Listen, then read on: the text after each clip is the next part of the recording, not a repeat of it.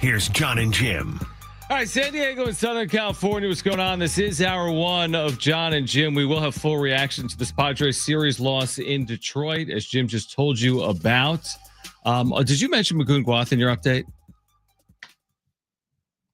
What? Start the thing over. Do the update again. What was in the update? If you would listen, you would know. But I didn't hear Magoon. Magoon Guath will be back for his redshirt sophomore season. He is not entering the NBA draft. He will be back to San Diego State. We'll get into that coming up over the next 4 hours. I guess there was more important things going on. Now, the Padres do lose this series to Detroit as they folded. I only have so much time in my update, John. You had like a minute to work with. Only so much time in my update. That update bed, that little musical jingle that's playing. Yeah. Brent could tell us how. I bet there were 52 seconds left on that jingle. Yeah, like 30. He had 30 seconds. And Magoon Guath announced on Instagram he'll be back for his redshirt sophomore season, withdrawing from the NBA I didn't draft. put in the update. Maybe I'll put in an update at 2:30. I would hope so. Maybe you'll listen. Yeah, exactly. We're not the flagship. It's fine. No, maybe fine. you will. Kevin Acee will join us at 3. Will Brinson on tomorrow's draft. He will join us coming up at 4.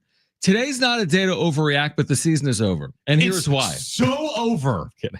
It is over. Padres are 17-8. They need to get healthy.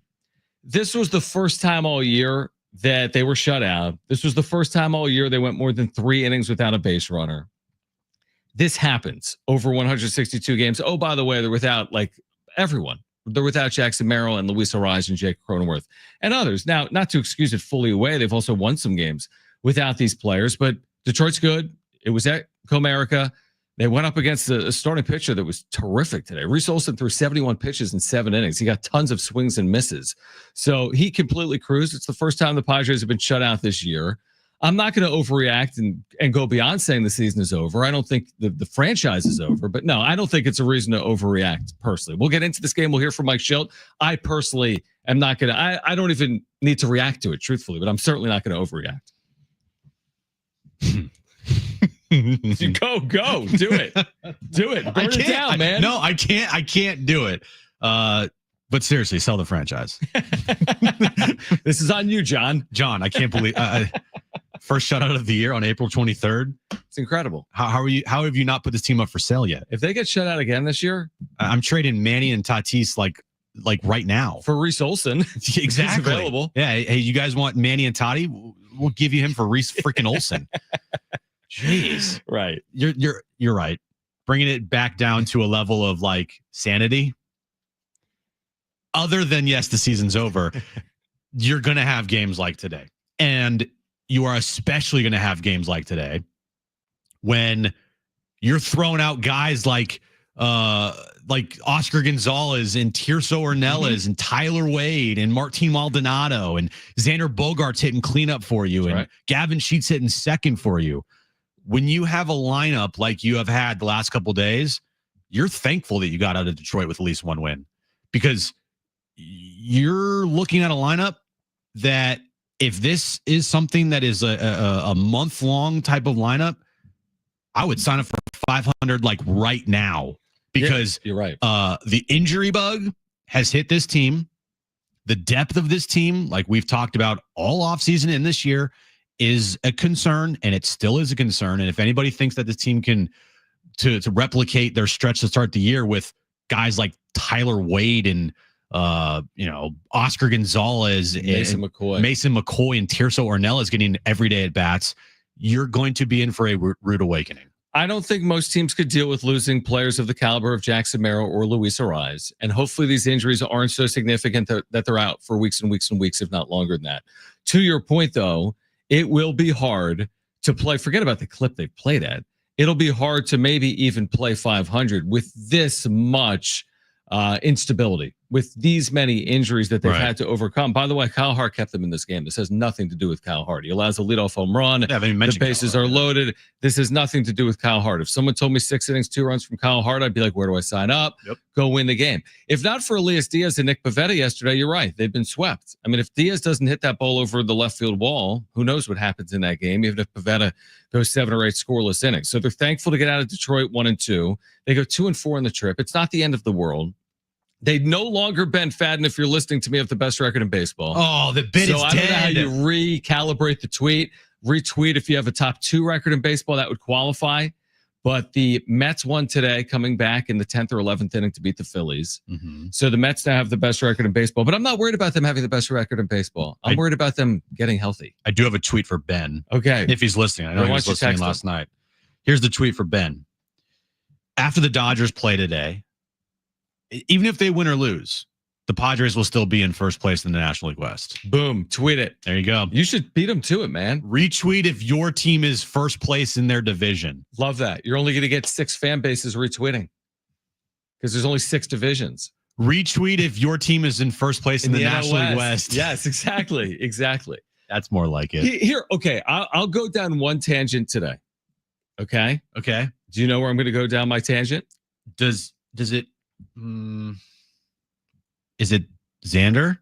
No, that's too easy. By the way, Xander's on pace for 0 home runs and 32 RBIs. Is that good? But he'll do better than that. He'll hit a home run. Here's the tangent. And there's two tentacles to the tangent. How about that? Ooh, tangents. So they're down 6-0 in the 9th. I'm all for pinch hitting Toddy and Manny and Sheetsy. Oh, I know where you're going. For Joey and whoever else they pinch hit for, Yuli Gurriel. Yuli and Joey. You're down 6-0. Manny Machado's playing on one leg. He fouled 2 pitches off his foot the other day. I'm all for giving him a breather in the 9th inning. He has a little ouchie. But Fernando Tatis Jr., yes, he spent his whole career on the IL. But the reason I would let Tatis bat for himself in the 9th inning is he's riding a 23 game. A 23 game on base streak, the longest of his career. Now, it's not Ted Williams. It's not 82 games, right? Ted Williams had an 80-something game on base streak. So I'm not saying he was going to get to 80 games. I don't even know what the Padres record is for on base streak. It's not a history. But you're not going to bat Toddy there with a 23 game on base streak on the line because you're down 6-0 or because you fear he gets hurt. Again, he could have. Like, what if he does get hurt there? Then Shilt's spot on. But I'm batting him in that spot. He got on base today, but it was because of an error. Yeah, the on base streak ends because of the error. Yeah, it doesn't count. Correct. Because I saw some people in our chat saying he got on base. I know he got on base, and not technically in terms of streaks, right? Right. Like your on base percentage does not benefit from reaching on an error. Correct. And then he proceeded to make a bonehead base running error by getting thrown out at third base. That was the second tentacle to my tangent, but yes. Okay. Well, we'll go to that tangent now. Yeah. Is that? Well, are you cool with him being pinch hit for riding a 23 game on base streak down 6-0 in the 9th because he's going to get injured? Look, if it was like he was 2 games away from breaking the all-time on base streak record. What did you say the Padres record was, Brent? He just told me 50-something games for Ryan Klesko. I've seen one for Ryan Klesko and another one for Benito Santiago. So I'm going to confirm. Okay. Well, again, he wasn't within a game. To your point. That's yes. Yeah. And because of that, I'm not going to lose my mind over it. If he was literally a game away from breaking some type of on-base streak that has been held in, franchise history or Major League Baseball history forever, then yeah, I'm losing my mind today. Didn't even think about it twice. I thought about it like 3 times. I know you did. I'm a streaks guy. I'm Didn't a even game think about it notes once. guy. Because when you texted me earlier, like, why did Toddy get pinch hit for? I'm like, because they're down 6-0 and this game is over and who cares? Well, but I thought he reached in the first inning on a walk. It was an error. Well, I asked you that because I was busy doing something, so I did not see. Right. So him. you thought maybe he like died. Yeah, I was like, did he get hurt? Yeah, no, he's fine. And they just gave up on the 9th inning, which I have no problem with. In a normal circumstance, down 6-0, like, live to fight another day. It's a long year. You're not scoring 6 runs in the 9th inning in that spot. So I don't have a problem with it other than the fact that he's riding the on-base streak. The actual thing I have a problem with, if there's one thing I have a problem with is in this game, and I don't think it cost them the game, is what on earth was Fernando Tatis Jr. doing in the first inning? So he's at second with 2 outs, and he's got Mr. RBI himself at the plate, Xander Bogaerts. And he tries to steal third, and he's out by 15 feet. It ends the inning. And I don't see how there's any excuse for it. Truthfully, you're scoring on any base hit to the outfield. You're Fernando Tatis Jr. There's 2 outs. You're running on everything. What are you doing? There's a difference between aggressive base running and dumb base running. Yeah. That was dumb base running by Tatis. Now, if you want to throw the argument out there, well, if he, ended up being safe, Jim, then everything would have been fine.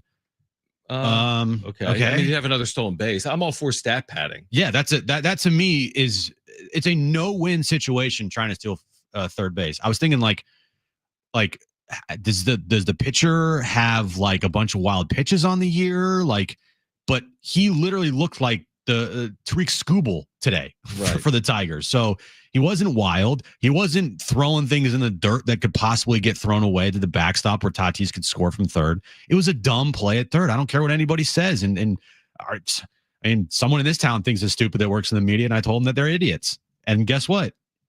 It's a bad play. It's a bad play. It made no sense to try to steal third base in that situation. Now, did that cost them the game? No. Like, no, it didn't. But please learn baseball, guys. Yeah. Again, it's like there are spots to steal third in, like 1 out. Okay, to get to third with 1 out makes sense, but with 2 outs, yeah. How drastically have you increased your chances of scoring by moving from second to third with 2 outs? By 1%? If that, So it's at least 1%. There's a 1% chance of a wild pitch, pass, ball, or error, obviously, right. But it's not much beyond 1.5%. As in risk reward. If you're going to get caught 40% of the time to increase your chance of scoring by 1%, why would you run? So that made no sense. And to your point, wasn't the reason why they lost the game. And isn't that base running 101? It's base running like the first or third out. Yeah. Don't make the last out at third base. Yeah, and Base you're in running scoring was- position already. We've seen Tatis score from second base on a pop fly to the shortstop. Like it in that moment, it was a dumb play by Tatis. Anybody telling you otherwise, do not listen to them. They don't know what they're talking about. Tatis getting thrown out at third base, that was a dumb base running play. Mhm. End of discussion. And Right. so now we move on from that. Again, it wasn't the reason why they lost the game. The reason why they lost the game is they couldn't put up any type of offense today at all. Up until like the 8th inning, they had like 1 hit on the day. Now it's I mean, Jose. they only had 2 for the game. It was Jose Iglesias had both of them. So I'm saying, though, if you're only going to, and you're right, but if you're only going to have 2 hits in a game, don't take the bat out of anyone in your lineup on the bases, which is what they did in the first inning. And you're right. Yeah. They could have scored in the first inning. They likely lose the game. but it was an opportunity for Xander to maybe An try RBI. to drive somebody in. Yeah. And then again, like Kyle Hart kept you in the game. Listen, my takeaway from the road trip is they have to get healthy. That's my takeaway from the road trip. Guess what? Newsflash. They're nowhere near as good without Merrill, Arise, Cronenworth, and the injuries they're dealing with. Yep. That's a fact. And so they're going to have to be a scrappy team. Yeah. And win games kind of like they did yesterday. Not 2-0 all the time, but 3-2, Yeah. 2-1. You know, to expect this team to consistently, with this lineup that they have and all the injuries they have, to consistently put up 4, 5, 6 runs a game, that's wishful thinking. Now we'll see what happens at home. Maybe they turn back into, you know, with this lineup, like, hey, we're the 12-1 Padres at Petco Park, regardless of who we throw out there. Right. And they're just finding ways to win and putting up 5 runs a game and, you know, doing all the right things on the base pass and hitting with runners in scoring position. Maybe they do that. I don't know. Maybe. But the longer you go on with this type of lineup and with the injuries they have, you're asking for trouble. And it's not anybody's fault that these guys got injured.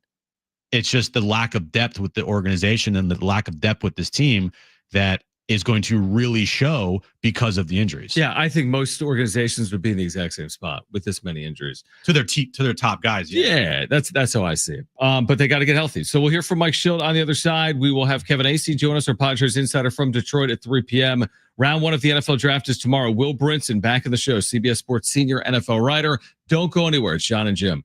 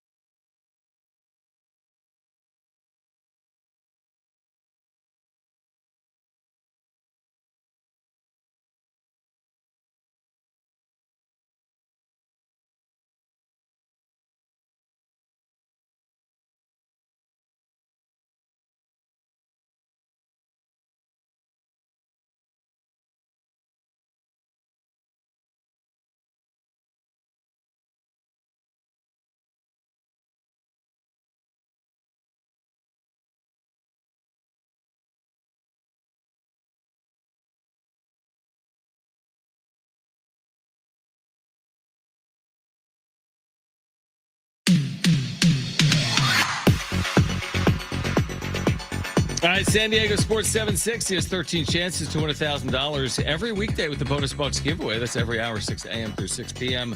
Listen for the keyword, then enter it at sportssd.com. Now, we've heard Mike Shildt postgame all year long, and everything's been roses.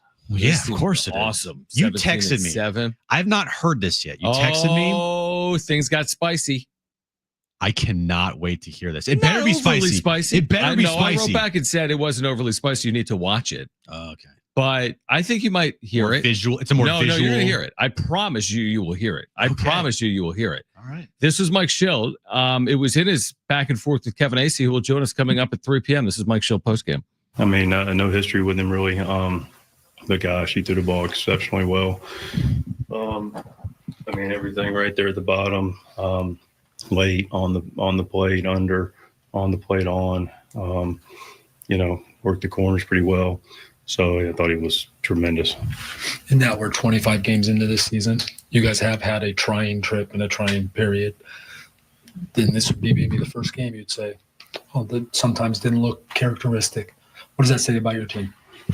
I'm not sure I'd interpret that question. I understand it. You guys didn't look like yourself for parts of the game today. You've never gone 4 innings without a base runner. You were a lot of quick at bats. But the point being, for 24 games, that hadn't really happened. Which tells you how impressive and how daggum hard it is in this game to do that. Mm-hmm. That's what it tells you. Okay.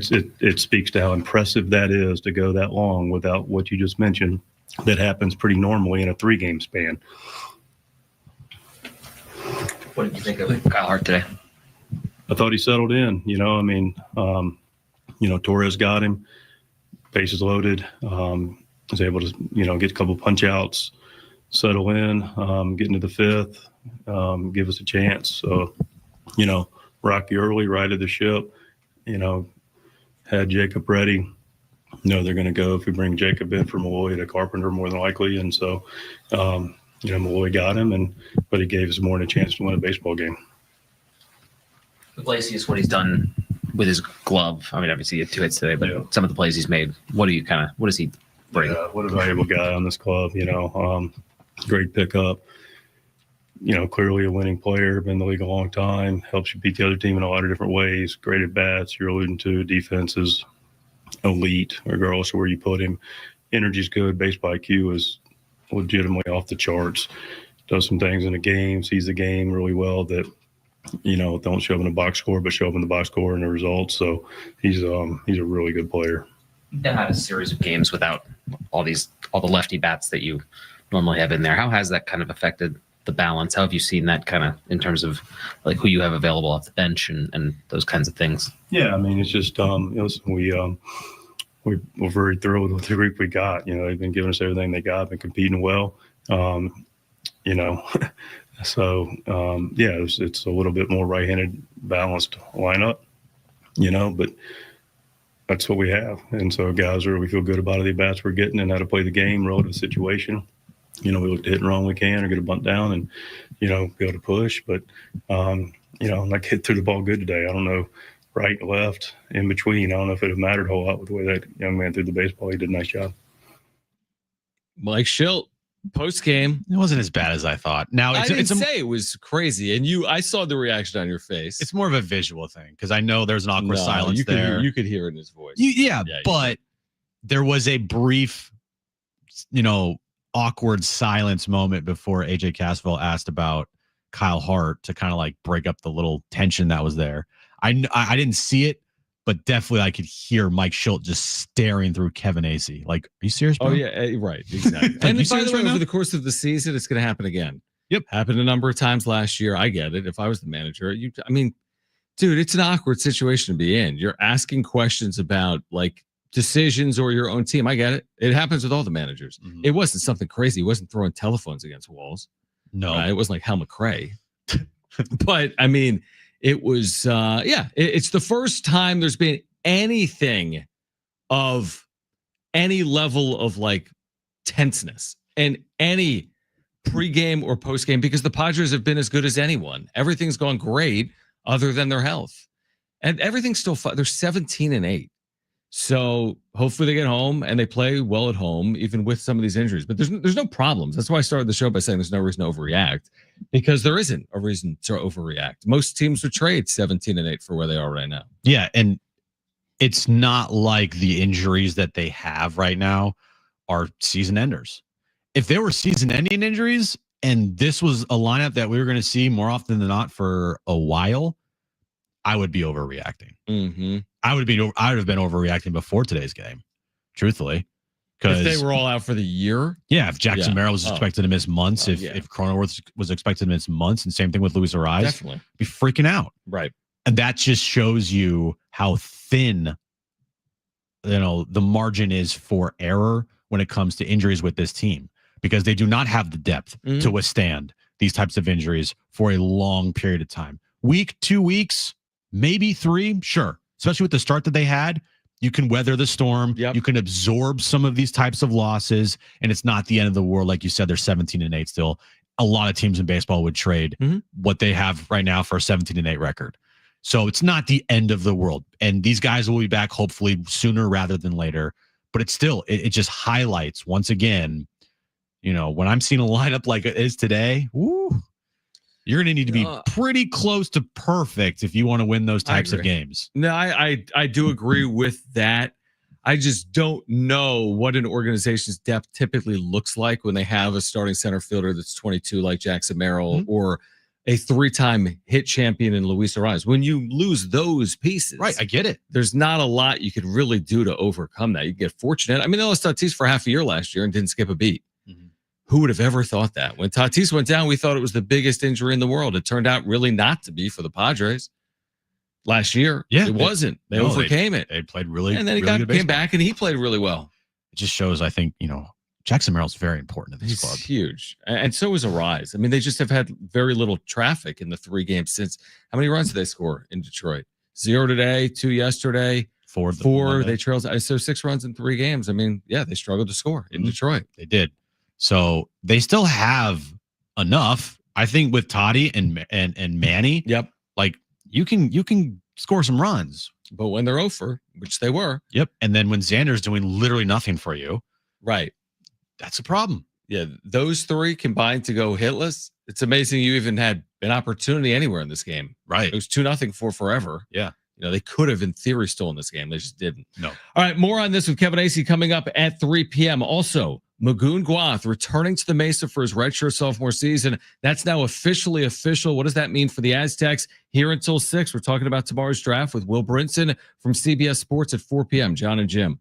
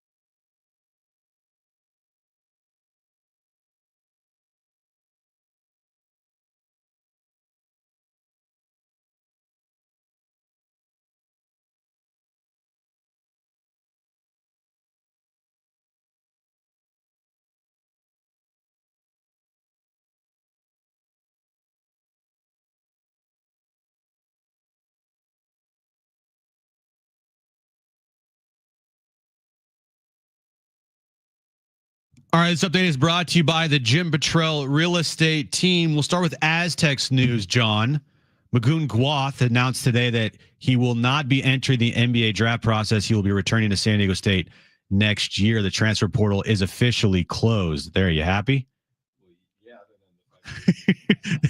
Padres, they got shut out today by the Tigers 6-0. They went 2-4 on their road trip. They're 17-8 on the year, still in first place in the National League West. They have an off day tomorrow before they travel home to take on the Tampa Bay Rays for a 3-game series this weekend at Petco Park. And NBA playoffs continue tonight. Full slate. Magic Celtics tip off at 4 p.m. Heat Cavs 4:30 p.m. tip off time there in Cleveland. And then Warriors and Rockets is the nightcap at 6:30. Warriors lead that series 1-0. Would you like to know what your home would sell for today? Get a simple text message with your home's value by texting your address to 855-600-6000. You'll get no phone call, just a text. Jim Petrell has the buyer. Simply text your address to 855-600-6000. All right, Jon and Jim, San Diego Sports 760. Kevin Acee at 3 p.m. will join the show from Detroit. Padres heading home. They'll play Friday against the Rays. Will Brinson, CBS Sports, on tomorrow's first round of the NFL Draft. Will join us at 4 p.m. We'll get into Magoon Gwath coming up this hour, his return. The evergreen moment of the season is Blake Snell going on the IL. He had made just 2 appearances for the Dodgers. He had been flat out awful. Now, his ERA wouldn't show that, but I think it allowed 18 base runners in 9 innings. So he had been, well, basically doing what he had done in San Diego and getting away with it. But he has been shut down, which is probably a planned shutdown, if I was guessing. But Blake Snell will not be pitching anytime soon. I think he has inflammation in his shoulder for Snell, whatever that means. Yeah, it was his upcoming bullpen session was canceled after he felt discomfort in his shoulder while playing catch yesterday. Could have called that one from a mile away, honestly. They don't need him now.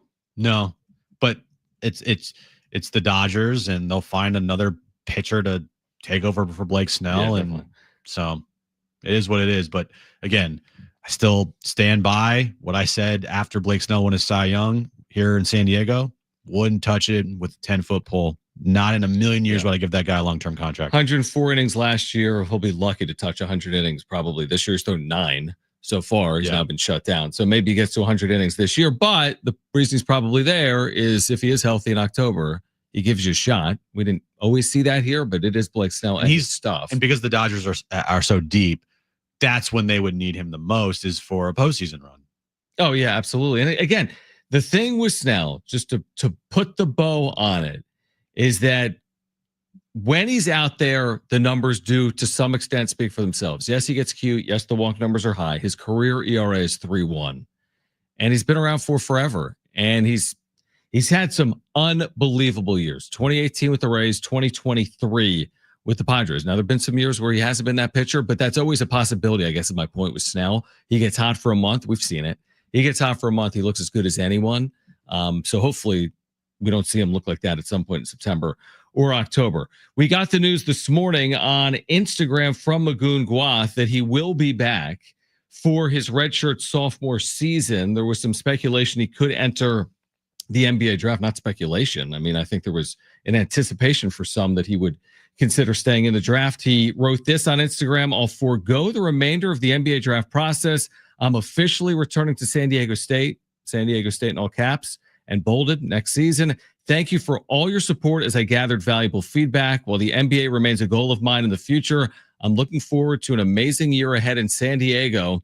I'm focused on doing everything I can to help our team achieve great things. Go Aztecs, Magoon Gwath." So he will be back, coming off his lone college season after redshirting. I think he played 24, 25 games last year. We saw firsthand what it meant to San Diego State. And obviously, it's a huge piece for the Aztecs moving forward to get him back. Oh, my God. Massive piece of the puzzle. Like literally huge. He's 7 feet tall. It's a literal huge piece. Right, exactly. He is very tall and lanky and arguably the best shot blocker in the nation. Right there. Like, if you said the best, I don't think anybody would really argue with you.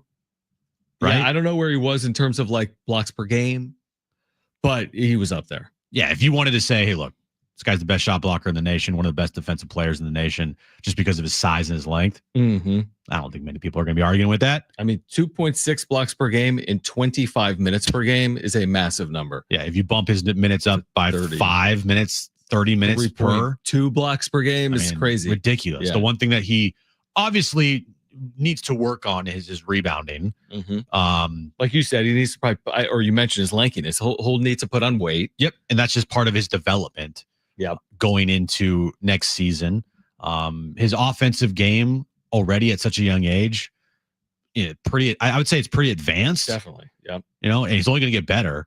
But the things that he can improve on is just his size and, his rebounding. And if he, what would he average this year in rebounds? Like four rebounds per game? Let me look that up. In his 25 minutes per game, he actually averaged 5.2 rebounds per game. He gets that up to 8.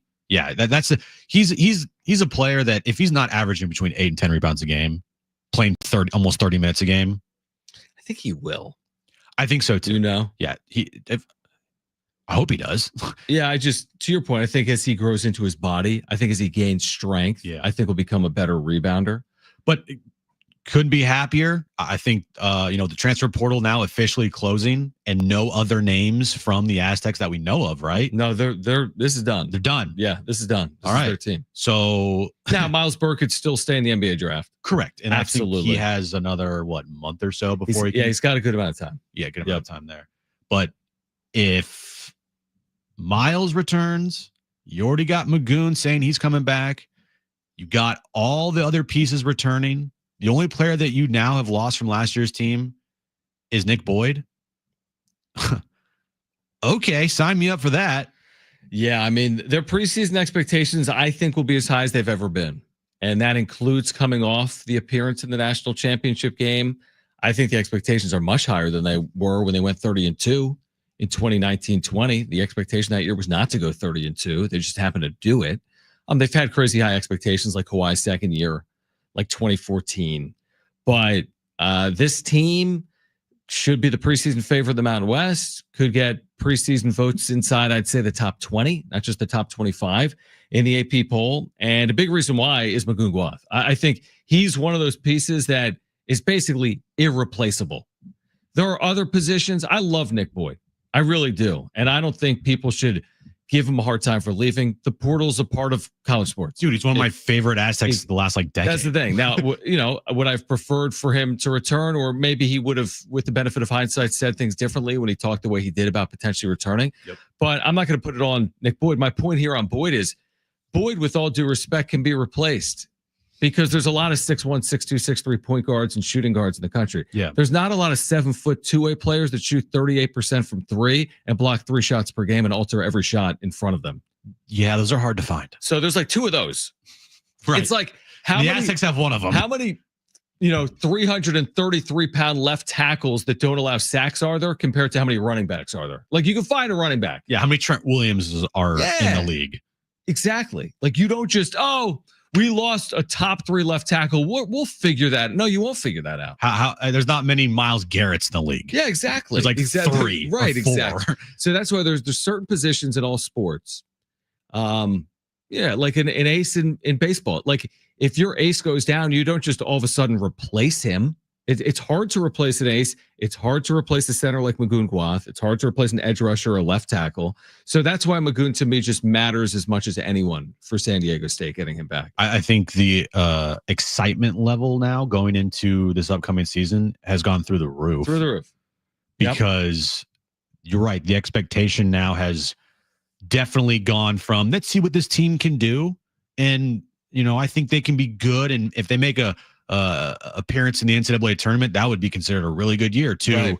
Like, all right, we expect this team to compete for a Mountain West Conference regular season title, Mountain West Conference tournament title, and hell, if they can do all that, minimum Sweet 16, and that's where the expectation kind of feels at it is going into this season, permitting health, of course. Yeah, and it's hard, obviously, the NCAA tournament, but if they were to get to a Sweet 16, which is a long way from right now, they would be in the Sweet 16 for the 3rd time in 4 years, which would be an amazing accomplishment. It would be the first time in school history if they could do that. Again, you got to win games in the regular season to get to the postseason, but When we saw that today, that was a significant news item for San Diego State basketball fans. Magoon Guath on Instagram saying that he will withdraw from the NBA draft. He will return to San Diego State for the upcoming season. Like they're like 10 deep, John.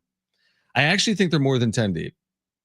Well, I actually think they're more than 10 at deep. minimum, they're 10 deep. Yeah, you want to read Guath, Bird, Waters, Heidi, Compton, DeGorville, Davis, Odin, Newman, Davis, Harrington. Who else you got? You want me to list off who else I got? Who did we mention all the additions? Sean Newman, Jeremiah Odin. There's one other or no? Transfer from San Jose State. Oh yeah, Latrell Davis. Is he on that Latrell list? Davis, yep. Did you mention BJ Davis? I did. Did you mention Miles Heidi? I did. Did you mention Taj DeGorville? I did. Did you mention Pharaoh Compton? I did. They're at least 10 deep. Oh, did you mention Tay Simmons, who's a 4-star freshman coming in? I did not. Yeah, he's going to play. Well, he's going to play. Just like DeGorville and Compton played this past year, I think Simmons and the newcomer they just got that decommitted from SC that you just mentioned, Harrington, I think they're both going to have opportunities to play. Well, guess what? They're 11 deep then. They're 11 deep there. They're 11 deep. At least to start the year. And again, there's injuries and there's effectiveness. Absolutely. And there's rotation. And that's a good problem to have for Dutch, to have so many good players on his team that he's going to has to figure out how to get all these guys in there. Completely. And we saw what he did with a really deep team in 2022. And oh, by the way, that was make a national championship game run.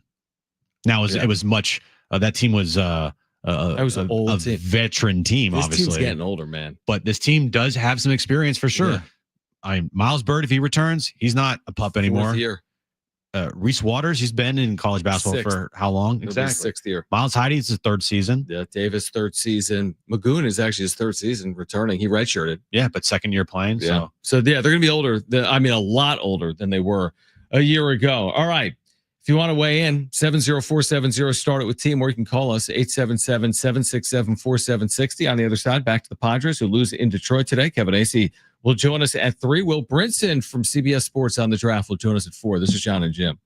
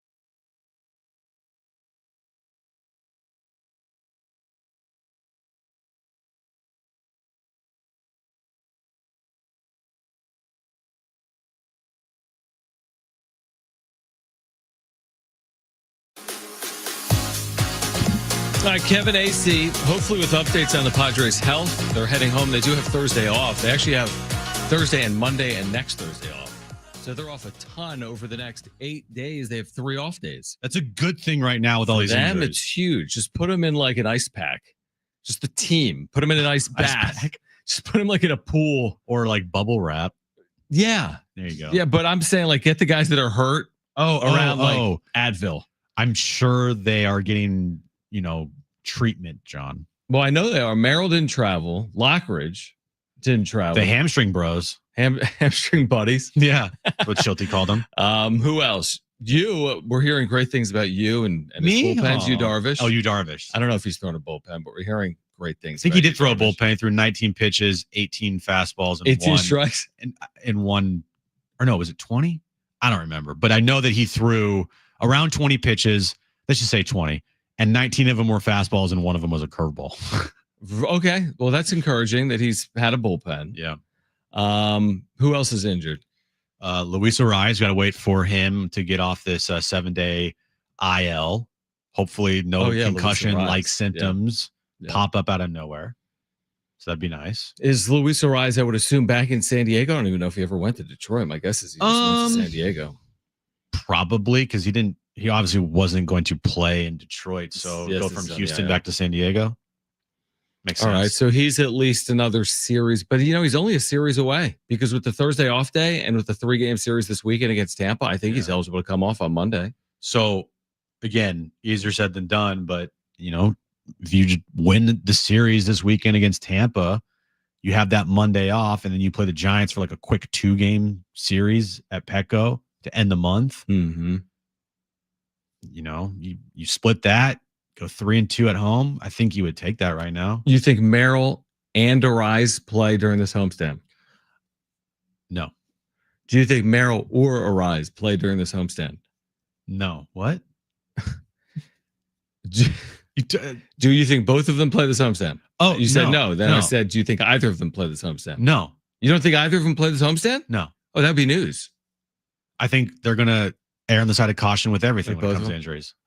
2026? Just Or the take the year off, guys. upcoming road trip. Upcoming road trip. Okay. Because it seems That's like only 2 more games because the Giants. it seems like Merrill's return keeps getting pushed back. I do think Luis Arraez will just get the homestand off.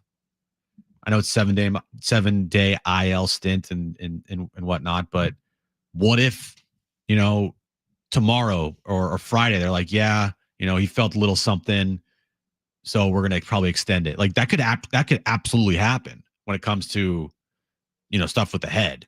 Oh yeah, absolutely. You're right. You have to be cautious with that. And they will be, and they should be. I agree with you. Yeah, do not rush him back. I'm just wondering if any of these players kind of, I don't know, quickens their pace back, whether it's Cronenworth off the rib or Merrill off the hammy or It's not to Arraez them. off the. It's not up to them. No, they're not going to go to Shildt and be like, put me in the lineup, Skip, You don't think it's up to them? to determine when they're going to return or not. You don't think it's up to them? They have to get cleared by medical. Yeah, well, Cronenworth has said like it's a tolerance thing. Yeah, and so once he is cleared, and the medical Cleared staff pain? clears him, Yeah, but no, it's going to be based a lot on how he feels. It's not going to be based. Yes. It's going to be based a lot on. but how he's he not feels. just doing this on his own, waiting for him to decide when he's going to return. Well, I don't know. I mean, it's been written like it was kind of on him on pain tolerance. Well, the medical staff will have a role in Oh, of when course these they guys have return. a role. Of course they'll have a role. But I mean, I do think that if Jay Cronenworth says I'm ready to go, then they're going to probably listen to the player. Like they'll when he's go ready to through tests, they'll go through workouts, Yeah, of course. and then the players will tell the training staff how they feel. Hopefully, they're honest with the training staff, and then the training staff will determine if they're okay to be taken off the IL, and they'll let Shildt know. Yeah, maybe. Maybe. Yeah, I mean, I think Cronenworth, when he says he's ready to go, probably. That's why I always thought that the Cronenworth, hey, this could be 4-6 weeks. But then we've had Kevin on it. Kevin's like, well, it actually could be a lot less than that. Well, they'll also have to do imaging as well to see like if it's healed properly, Right. Yeah, maybe. I don't know. We could talk to Kevin on the other side. and then they got to make him like a Kevlar jacket. Do they do that for? Is he going to look like a quarterback wearing like that thick like rib protector? Ooh, yeah. Hopefully not. Could you do that in baseball? I don't know. Maybe. I don't think you could swing. Like, is it like, can you wear a rib protector? Like, I underneath just think it your would hamper jersey? your ability to swing. Yeah, I it probably guess, would. if you did that. Be interesting though if they allowed him to do that. Yeah. So Kevin's going to join us at 3 p.m. More on the series, which again, they lose to Detroit. Detroit's had a good year. I think they're 15-10. They lost the series to Houston. Houston's expected to be a postseason team. I'm not concerned. That's where I would start it. It's not that I'm not overly concerned. I'm not concerned. Now let's see how they play at home against Tampa. How's Tampa played this year? Well, With their John, weird- glad you asked that With their question. weird Tampa ballpark. Tampa Bay would be in last place in the AL East. They're 9-14. Okay, so go win 2 of those. They're 3-7 in the last 10. Go into, and their road record is The road record, John, is 0-4. yeah 4.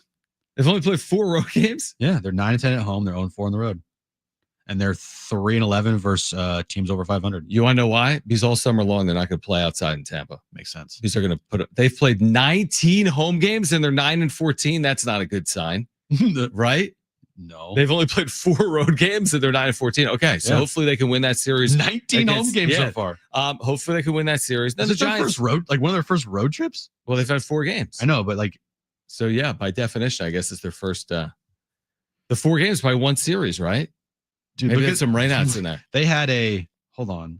Yeah, they played Texas on the road for 3, and then a That's- rainout or something. and then they are currently on a road trip right now, and they're in Arizona. Okay, so they're in Arizona right now. Yeah. So they'll play that series against Arizona and then come here. Correct. Okay, so 3-game series will kick off Friday night at Petco Park. Then the Giants, and this is the first time we're seeing either Dodgers, Giants, Diamondbacks against the Padres. That'll be roughly 39 games, somewhere around 37, 38, 39 games. Yep. That'll go a long way. Obviously, jockeying in the division. We know it's early. I'm fascinated to see how the Padres play against those 3 teams. Like, that's an amazing indicator. How do they play against those 3 teams? We'll learn a little bit more next week. Only if the team was healthy, though. Oh, true. No, I'm just saying in general this year, how do they play against the Dodgers, Giants, and Diamondbacks? Is going to be, yeah. I mean, it could be the difference between finishing in 2nd in the division or 3rd in the division, 1st in the division or 4th in the division. There's 30-something games. Yeah. It's more or less not about like measuring stick. It's about No, not those 2 games. Yeah, it's about, hey, in your division, it could be crowded majority of the season. And you're right. How they do against the teams in their division are going to be crucial. And it's going to be extremely impactful to their quest to the postseason. Because if they 100%. do not play well in their division, they're They not won't making the have a shot. postseason. Yeah, and they'll right, exactly.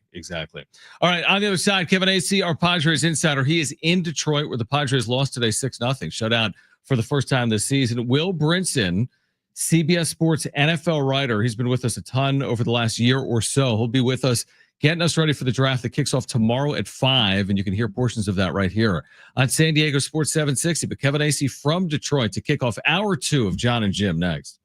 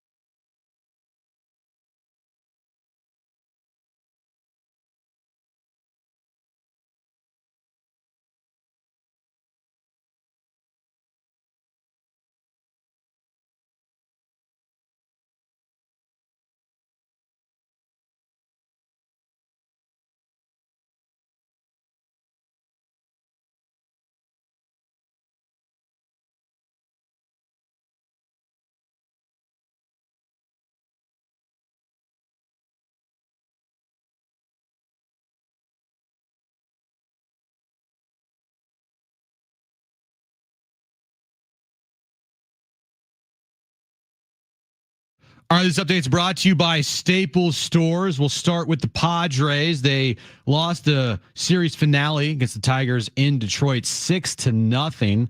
They did not have a good road trip, going 2-4 on the trip. They have an off day tomorrow before they start a 3-game series with the Tampa Bay Rays Friday night here at Petco Park. News with the Aztecs today. Magoon Guath announced on his Instagram page he will not be entering the NBA draft. He will be returning officially to San Diego State next year. And tonight, full slate of NBA games. First up, Celtics Magic Game 2. That tips off at 4 p.m. Cavs Heat Game 2 there tips off at 4:30. And then Game 2 between the Rockets and the Warriors at 6:30 p.m. in Houston.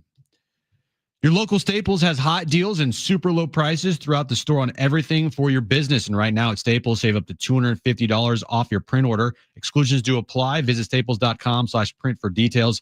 Ends June 14th. Plus, save even more with the Easy Rewards program at Staples.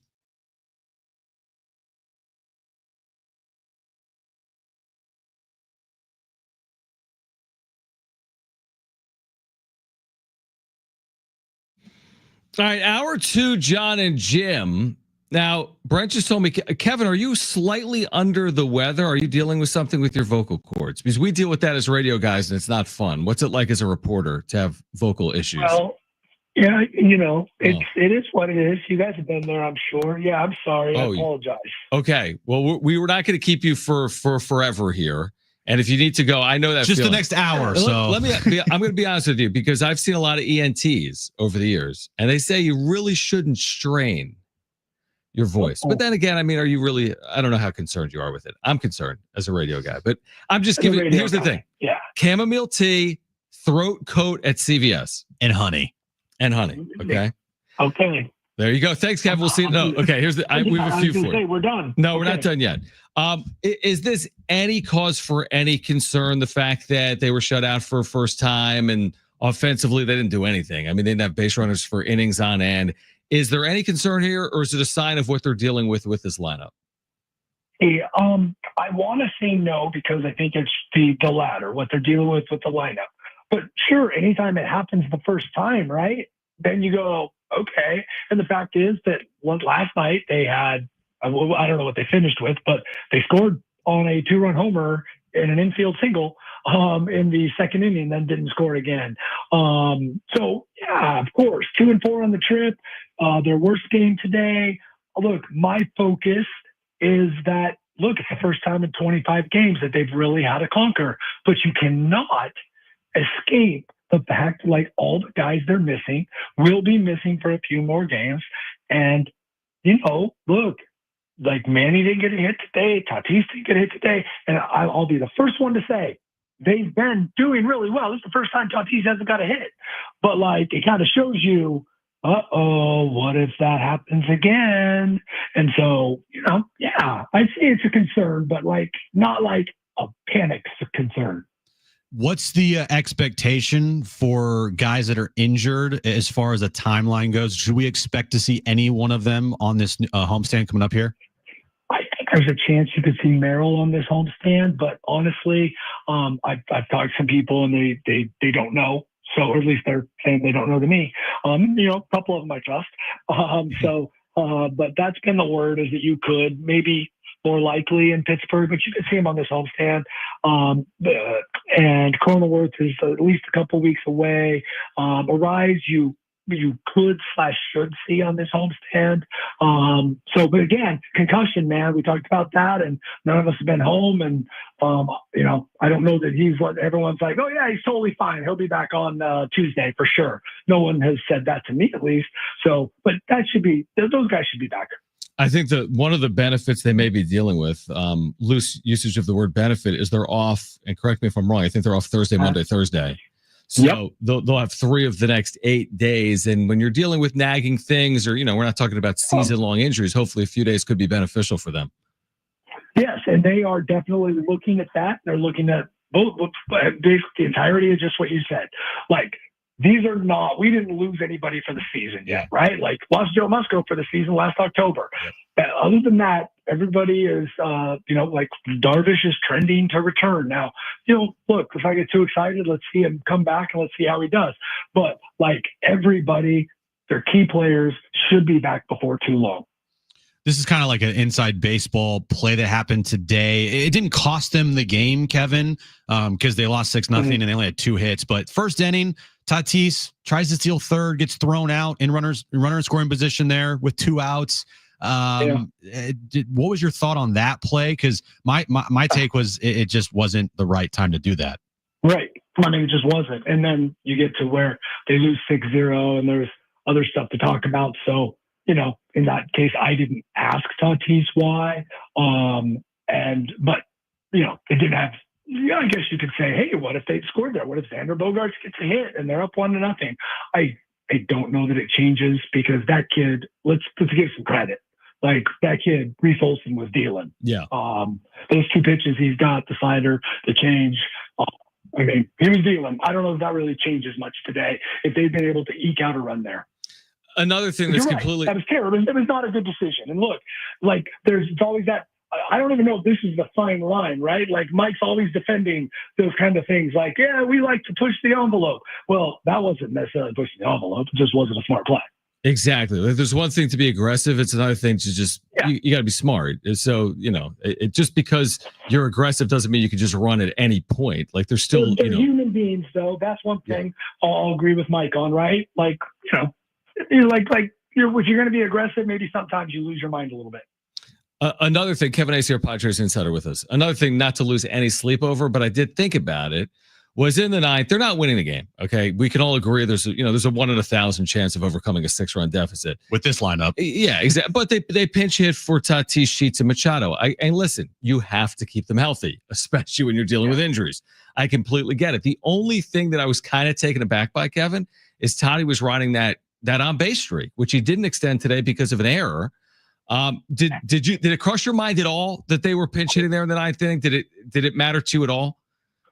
Yes, but to me it did because now it depends. It affected one all right. Yeah. For one little tidbit, right? But I knew why he did it. It's like that's just not important in the long run. Yeah. But yes, the first thing I thought of, I was like, oh, Tatis has another. Tatis has another at bat to try to extend his streak. Great, that's important to you, me, maybe a tiny bit to Tatis, but not really. Yep. It's like guys going for a cycle in spring training. Hey, that'd be kind of cool, but Yeah, he's not about to break any Major League Baseball record for on base streaks or something. Joe DiMaggio, he's not sitting there on 56. Right. Yeah, it's not one of those situations. Yeah.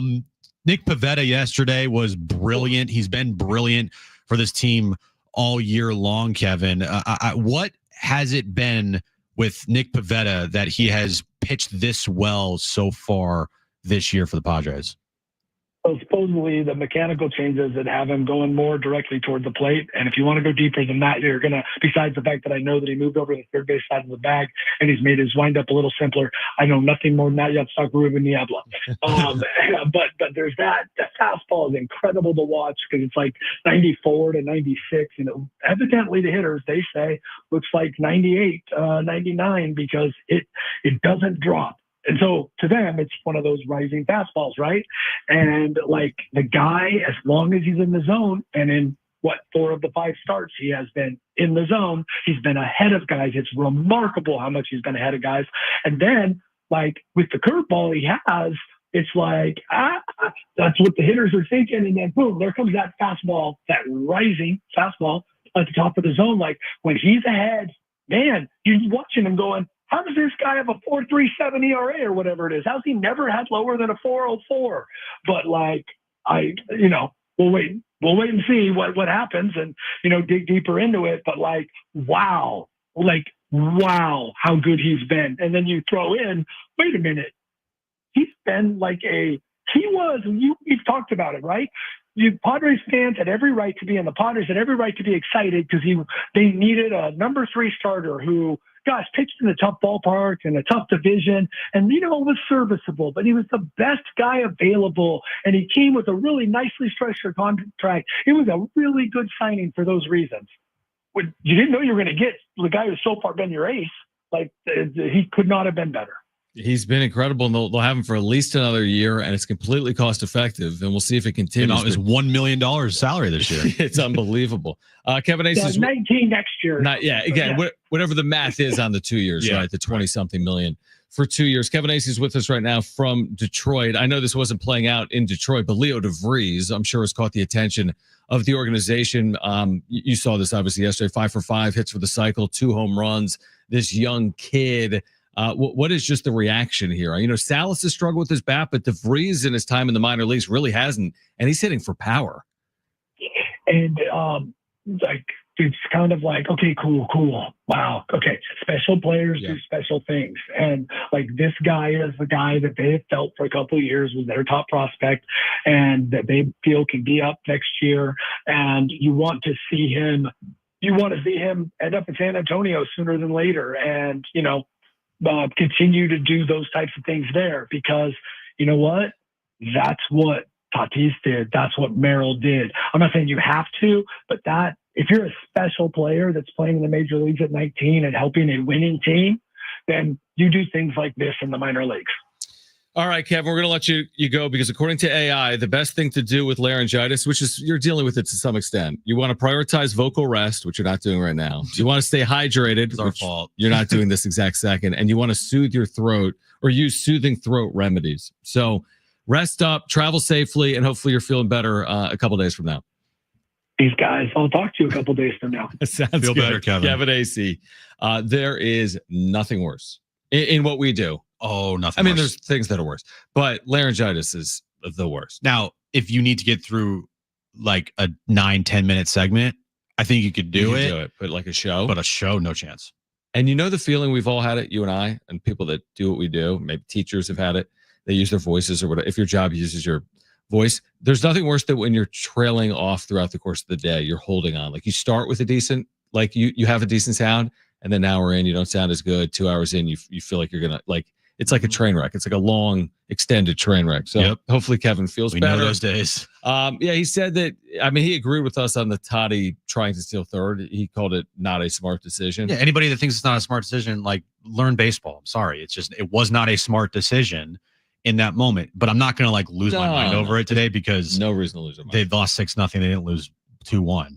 Exactly. I think that if you're going to lose your mind over anything, it's if these nagging injuries get extended out with their timelines. Right. If we find out, hey, we don't have a timeline on Merrill, we're going to play it safe. You know what? He's not going to travel with us on the next road trip either. That's when you'd be like, what's going on? Okay, now we have a significant, does he have a hamstring tear? What are we dealing with here?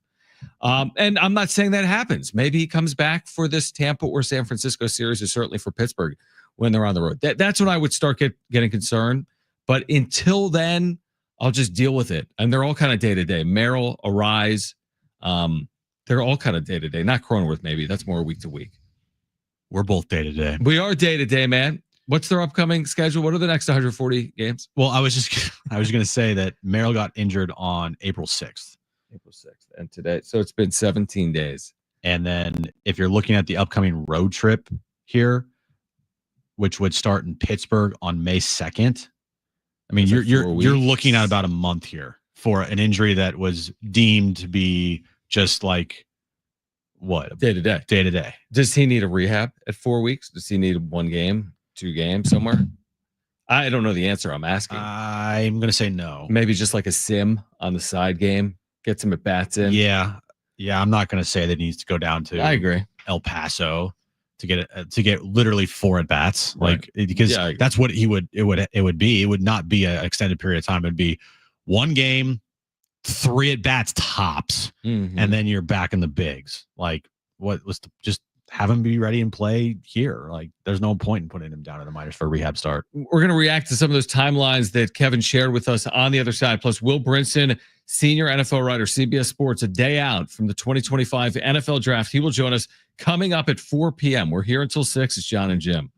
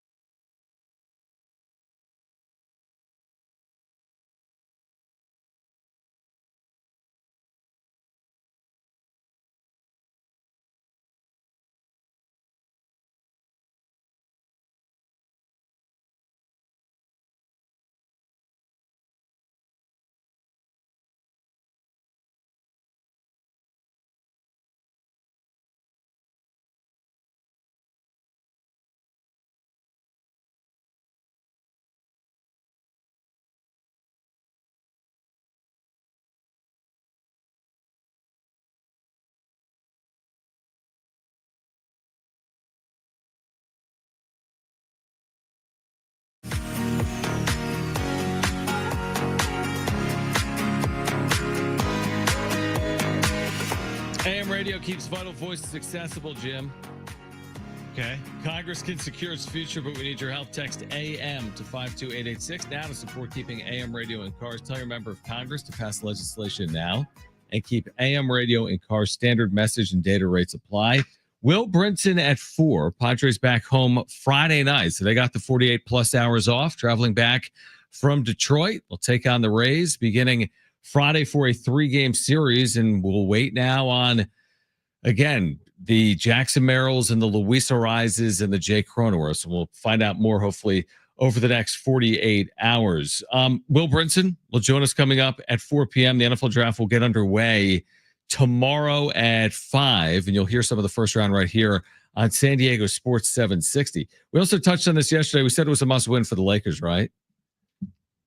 We did. Yes. And they won the game. What'd I say? That they would basically thrash them. They jump on them early. They jump on them early is what you said. They would blitz them, and they would get out to an early lead to like a 15 to 20 point lead, which is what they did. Yeah. And then they decided that they were going to stop hitting shots. And then at the end, it got to like, I think, a 9-point game, and then they won by 9.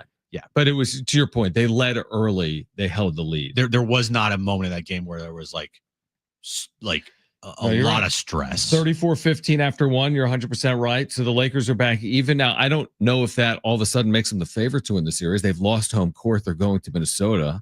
Would you now make them the favorite? It was a must win because they weren't winning the series if they didn't win. Are they now winning the series at 1-1? I still have them as the favorite. Yes. Okay. I still have them as the favorite.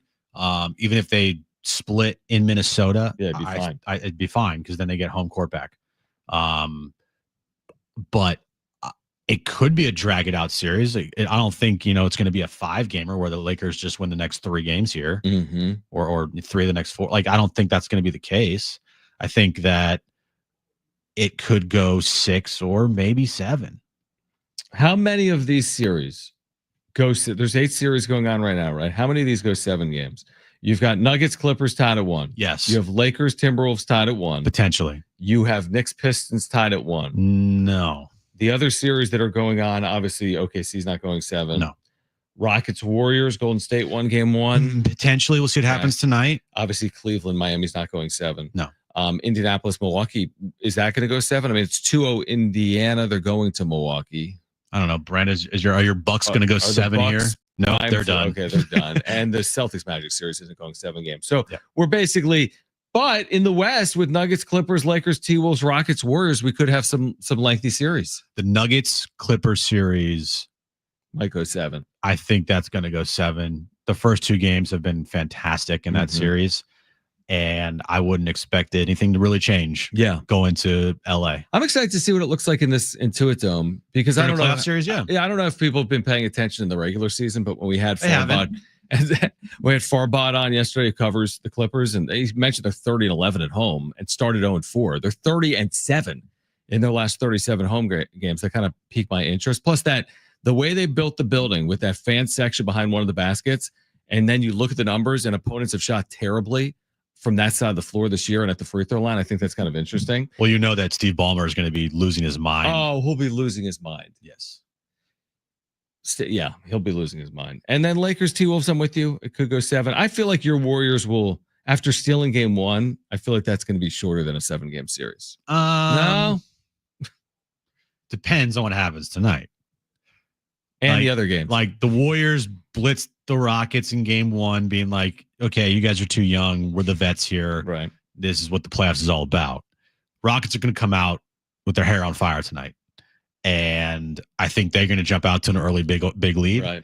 And then I do think that game will end up being close. And if the Warriors can steal, not steal game 2, but if they can take game 2 here, then the thing would go 6 tops. But if the Rockets win tonight, you could go 7. But it's contingent on what happens tonight. Warriors win tonight, probably going to wrap this thing up in 6.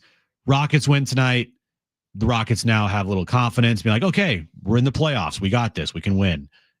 Could go 7. What an interesting 2 weeks for the Golden State Warriors, who were in position to avoid the play-in, then play poorly their last 2 games, end up in the play-in. They take care of business. They win game 1 against the 2 seed in Houston. You could certainly argue they're the favorite to win the series by stealing home court away and with their veteran team. And again, not to look ahead because you're right, it might be a long series. Who knows? They might not win it. But the idea of Warriors Lakers, and who knows, maybe it's Rockets T-Wolves. But the idea of Warriors Lakers in the second round in the West is unbelievable. Well, it happened 2 years ago. But I know that's intriguing though. 2 years ago, 3 years ago. But these guys, as you know, like you don't know if we might not ever see it again if it doesn't happen this year. And if it does happen this year, we might not see it again. I know. It's funny. We said that like The last time. It's true. I mean, they do seem to be ageless wonders, guys like Steph and LeBron. Yes, they are the driving force still in the NBA. Which is amazing. Like they're not the best players in the league, but they're clearly the 1A and 1B I agree. as far as draw goes. Absolutely. I completely agree. Shea's going to win the MVP this year. I'm sorry. I'm sorry. Not the same. Not the same. No, nowhere near the same. You're And right. he's a fantastic basketball player. He's amazing. He had an all-time season with an all-time team as far as record goes. Yeah. And maybe who knows? Maybe they do win the NBA Finals this year. Maybe they do win a title. Maybe. I mean, again, it won't be easy because you do have veteran teams like the Lakers or the Warriors or even a Nuggets team that's won a title or a Clippers team. Man, it is a blast from the past, though. Like the ageless wonders of Harden, Kawhi, LeBron, Steph. Good. That's great for the NBA. It's great for the NBA is what I was going to say. It's great for the NBA. I know the NBA also wants new stars, but no one's going to be complaining if Steph, LeBron, Kawhi, Jokic, they're all, showing out in the postseason. No one's complaining. No. So someone might be complaining, but we're not complaining. Yeah. All right. On the other side, by the way, Jason Tatum is out tonight for Boston against Orlando in game 2. Right wrist injury from game 1. All right. On the other side, let's get you ready for the NFL draft. Will Brinson will join us at 4. The latest with the first round now just 25 hours away. The biggest storylines on the other side here until 6. We'll tell you about our giveaway today as well. Don't go anywhere. Jon and Jim.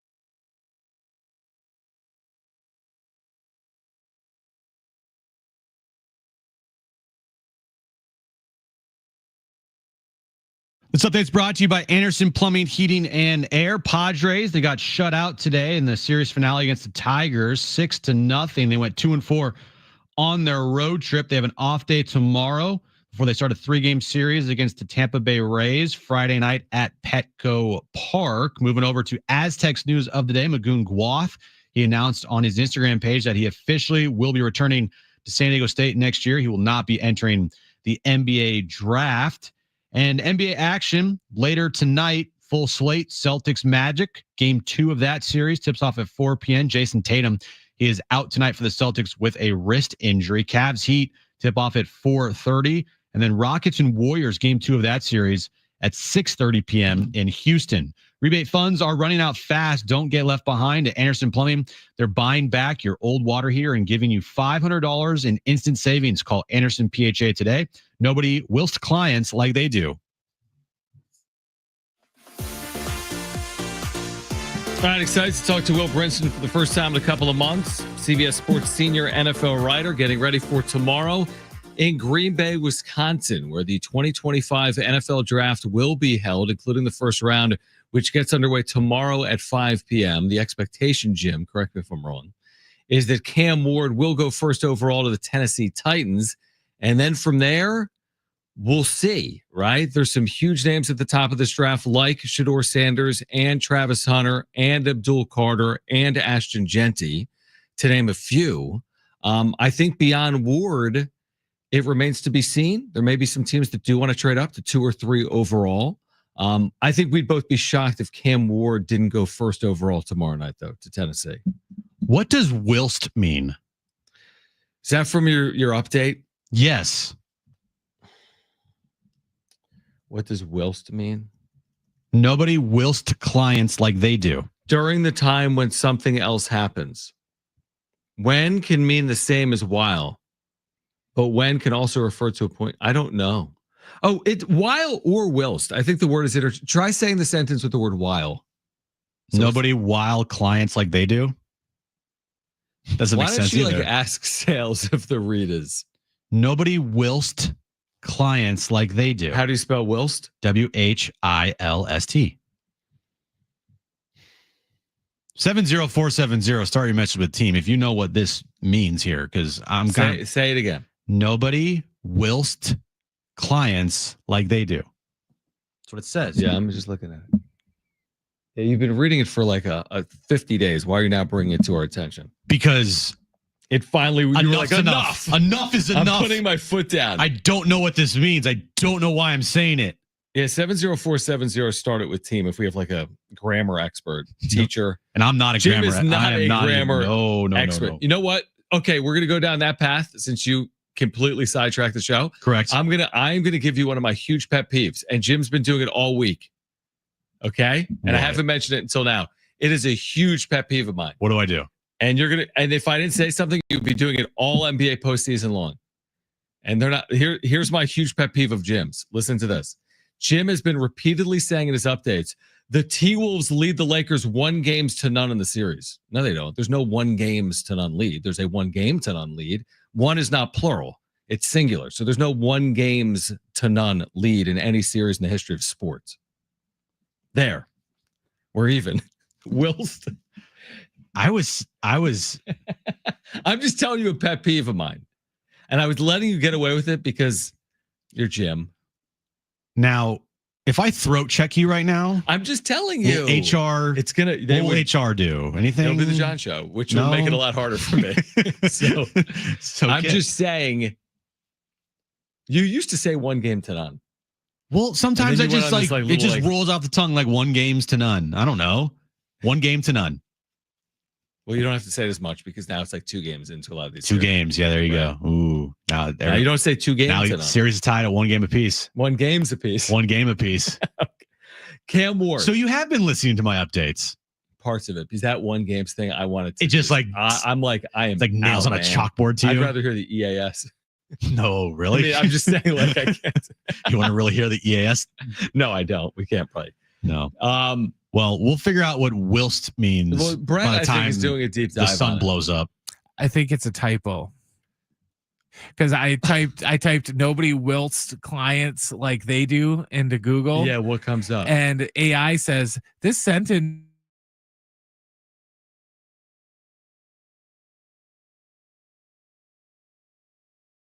Go to their website and see what they're saying is. So I almost think that they meant too much wills, like they wills. You know, that's what it's supposed to be. But I have no idea. Okay. There was another typo the other day on a Carl's Jr. read that I Have you read and I ever was like, thought what? of bringing some of these issues up off air? Nope. Only on air, because I want everybody to know what we deal with and what I deal with on a daily basis, which is so easily fixable Sure, that Josh, it's not that hard. I decide to just complain about it instead of actually fixing the problem. Exactly. Yeah, you're right about That's that. exactly Yep. right. Hey, at least I'm honest. Cam Ward. Yes, Cam Ward. Good Is he transition. a lock to go number 1 overall? There's no draft day trades for the first overall pick. Not just number 1 overall. Is he a lock to go number 1 overall to the Tennessee Titans? I think as of right now, yes, unless something drastically changes between now and 5 p.m. tomorrow. Well, yeah, that's exactly right. And nothing I've seen has had anyone say that Cam Ward's not going number 1. Right. But they haven't officially said it, by the way. Do they have to officially No, say but it? there are teams that have absolutely said it in advance of a draft, right? There Phone have been, call, yeah. This is our first pick. We've made it clear to the agent. Right. We will pick this play. And maybe they have behind the scenes. They just haven't publicly yet. They might tomorrow. They may say, hey, he's going number 1. They've talked. He's going number 1. Now, I think one of the more fascinating things that is coming out of this draft right now actually happened today. What happened today? Tom Pelissero. You know who Tom Pelissero is, right? Are you going to tell me about Ashton Genty? I'm not going to tell you about Ashton Genty. I'm going to tell you about Shedeur Sanders. Okay. Tom Pelissero, NFL insider, reported today that Shedeur Sanders, quote, had one of the worst formal interviews that a assistant coach has ever seen in their life. Here we go, though. The Wonderlic. No. It's not a Wonderlic. Yeah, but it's one of these it's like a smoke screen. Oh, it was the worst interview. You would never want this guy. It was an awful interview. Probably. Don't you think? Maybe. An interview the day before the draft is going to have him go spiraling down the draft. This is the full quote from an NFL assistant coach Okay, on listen. Shedeur Sanders. I'm listening. Quote, the worst formal interview I've ever been in my life. He's so entitled. He takes unnecessary sacks. He never plays on time. He has horrible body language. He blames teammates. But the biggest thing is he's not that good. Wow. Anonymous, of course. Of course, anonymous. Means nothing. Do you think that's a pretty strong statement for someone to pull a smoke screen on? Yeah, but it's also anonymous. Right. I get it. You know, so it's like, there's no. Do you think the Giants are saying that because they really want him? How about this? Okay, so I'm looking at Yahoo's mock draft. Because, there's the CBS, there's the ESPN, there's the Yahoo's. There's a lot of mock drafts out there. There's like 50 million. But there is a mock draft from today. Nate Tice, Charles McDonald mock draft. Oh, right? I love Nate their Tice mock is- drafts. Yeah, it's the And first I'm place I go to. I'm like, for I mock wonder, does drafts. Shedeur go second? Does he go 5th? Does he go 3rd? How about this? Their last mock draft. Shedeur Sanders goes unselected in our final first round mock draft. Now, who is this again? Yahoo.com. Nate Tice, Charles McDonald. All right. Well, maybe it's because of that assistant coach that said this guy had the worst interview ever. Don't draft him. Maybe. Bucky Brooks had him dropping to 23rd today in his latest draft. I believe Bucky. What? I like Bucky Brooks. I thought this guy was going top 5. Maybe this. What does Will Brinson have to say about maybe it? this anonymous NFL assistant coach is onto something here. What do you think Will's going to say about that? We should ask him. Well, yes, we will ask him, John. He's going to join us coming up at 4 p.m. He is, to me, tell me if you agree, he's to me the story of the draft. He's absolutely the story of the draft because of everything that surrounds him. It's Dion. It's his last name. Now he's in quarterback. He's in the green room or he's not in the green room? He's not. He's not. Yeah, because he wouldn't allow. I could see why. Because everything becomes about him. Yeah. The second it immediately becomes about him. But they're going to be talking about him regardless. The second he's not taken, at some point, it's all going to be about Shedeur Sanders. The one thing I would say about that assistant coach, all right, maybe he did have a bad interview with the team, but worst of all, or whatever he said was like, he's just not good. I mean, is that accurate? Is that he's is good. that an accurate assessment? He's on his good. When you play? have a 70+ completion percentage in college football at that level. It's high level. Yeah. You're not playing FBS teams. Pac-12 and Big 12 the last 2 years. Yeah. And the numbers do speak for themselves. His numbers are very good. They were.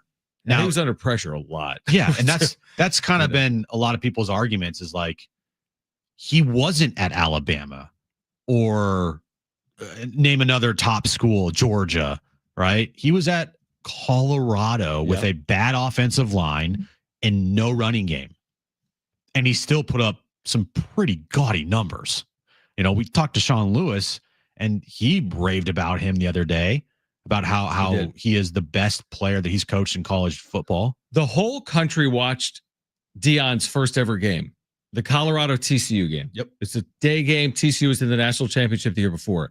And Colorado was unbelievable that day. Their offense was like a perfect game for a pitcher in baseball. That's how good their offense was. That was Sean Lewis's first game as OC at Colorado. That was Shedeur Sanders' first game as quarterback at CU. So, like, everyone has seen it with their own eyes. Now, you can poke holes in anything. You know, oh, well, that TCU team wasn't as good. I don't care. Like, when you throw for 550 yards in back-to-back games against Big 12 opponents on the road, You're something, right? No, he's washed. It's all Deion. Okay, all right. I do though think, yes, you can be a good football player, which I think he is. Yeah. There's a lot that goes into. I agree with that. Being an NFL quarterback. Completely agree. And I think the things that stick out to me from this anonymous NFL assistant is the entitlement, the throwing teammates under the bus, which he did at Colorado, his stubbornness, right? Like those things would worry me with Shedeur for sure. And his father.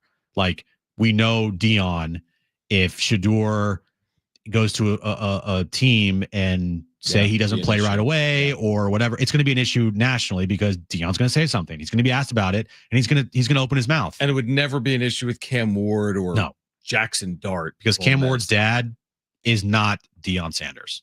No, I don't even know if he's in the public eye. Truthfully, yeah, so spoken on it at all. I think the ending of that, like he's not good. He's a good football player, but that's what I'm saying. But like, I do see where this anonymous NFL assistant would be coming from, saying he's entitled. I agree with that. He's thrown teammates under the bus. It's factual. He's done that, and he is a player that has bad body language at times if things aren't going his way. It's also coming out of college. He hasn't yet been a pro, so things can change. People can change. They can. And he's still, in the grand scheme, relatively young.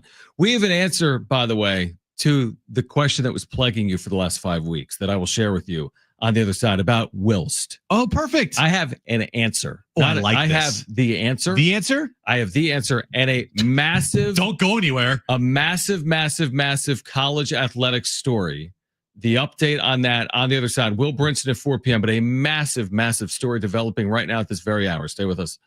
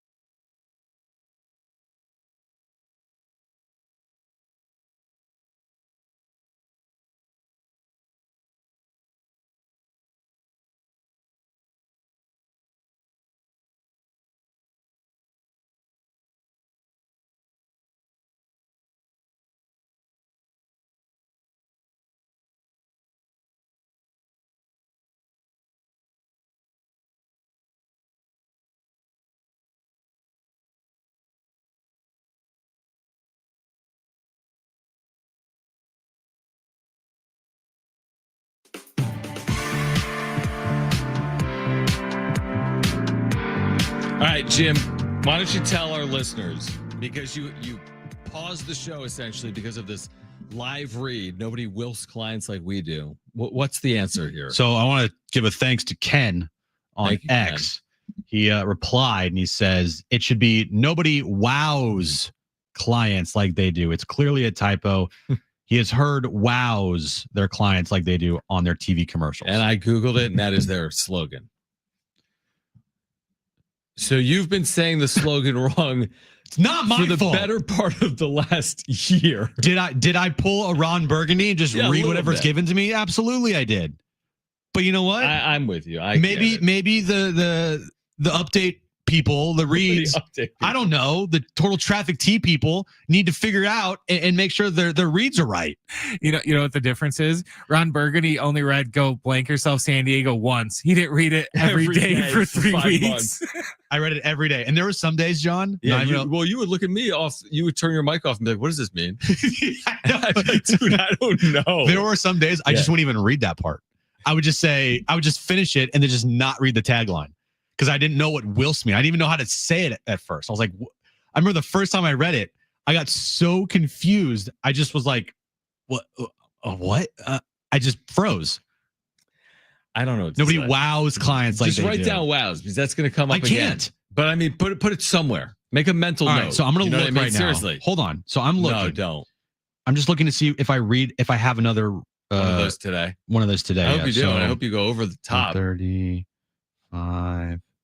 I actually don't have another one today. Well, stay tuned for tomorrow when Jim gets it right for the first time. Tomorrow this year. there might be one, I hope but so. today there's no more. So we're lucky. Will Brinson will join us in 10 minutes. I want to get his thoughts on Shedeur Sanders. Is he going to drop and how far in the first round, or will he drop to the second round? of His the thoughts NFL on draft? anonymous NFL assistant coaches. Not necessarily that, just his thoughts on Sanders as a pro prospect and Right. what Dion means in the equation as well.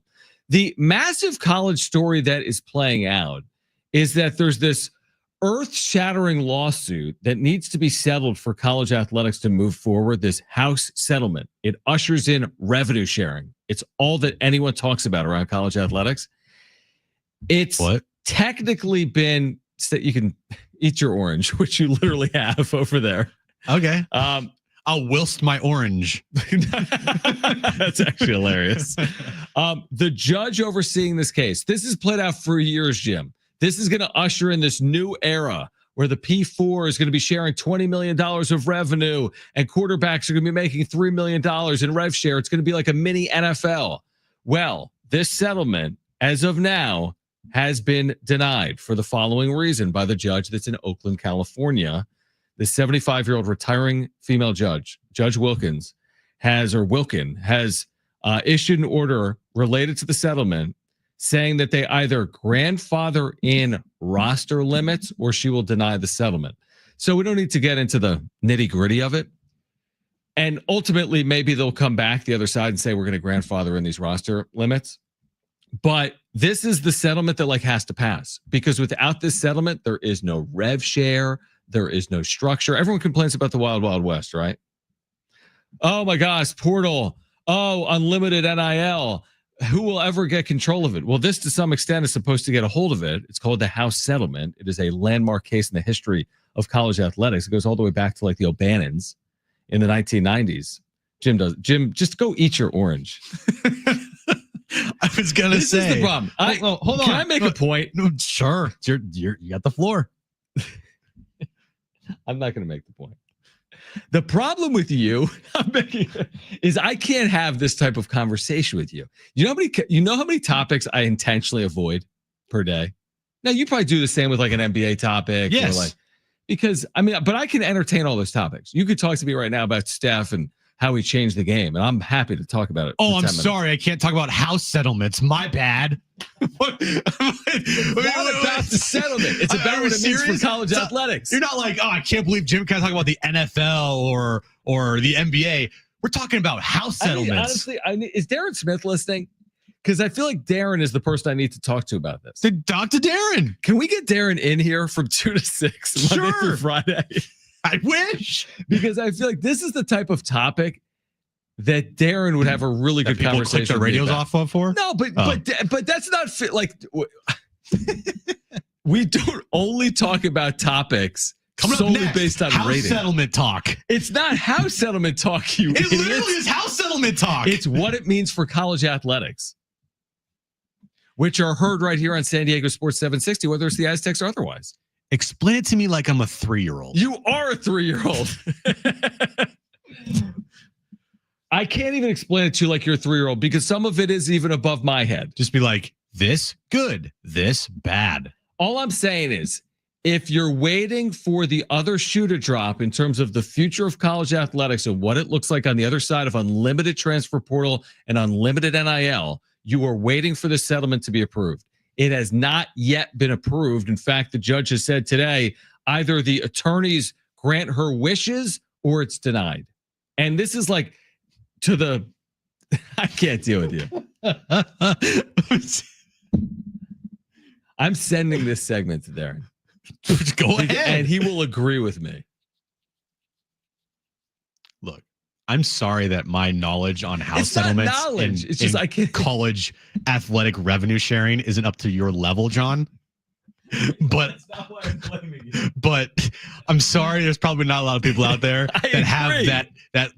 that you know That's why I'm trying desire to know, like, man, they wake up every morning. What is the revenue sharing going to be like in Right. college athletics Have this I year? talked about the case all year long? You kind of No, brought up a when lot. I break down realignment. You say nobody cares. I post on YouTube. People care. Now you might be right with our Because it's audience. John Wilner talking about realignment. Some of that is true. Yeah, That is very true. Some of yeah. that is true. I can't do it. I'm done talking about it. I don't want to talk about it. I don't even know what you said. I don't know what I said either. I just want to entertain it for a minute. I will agree. It is important. I get it. Revenue. I get all that. I get it. It's important in the college Yeah, landscape. again, it's not sexy. It's not sexy because it's the stuff that happens behind the scenes. You know me. I'm more of a just give me the sausage. I don't want to know how the sausage is made. Pause. You get it done, right? Just Right. however this works, just get it done for the betterment of college athletics. But I'm like just laughing, diving man. deep I'm into not diving deep. I'm saying this ushers in a new era of college athletics, and here's why. And if it's denied, it changes the future of college. you were athletics. so happy to tease that for this segment. That It was last a good segment. tease. You're like, was it the You're like, greatest? the fate of college athletics is changing before our eyes. I'll tell you why next. I'm like, man, what happened? House settlement. You said to me, Travis Hunter. I'm like, what does that have to do with the fate of college athletics? No, you He's said coming back. You said a huge story, and I'm like, Travis Hunter, and you're like, house Honestly, settlement. I would love to see my blood pressure right now. It's probably very high. Namaste. All right. Woosah. Whilst. Whilst. Will Woosah. Brinson, CBS Sports senior NFL writer, his thoughts of the house settlement coming up next.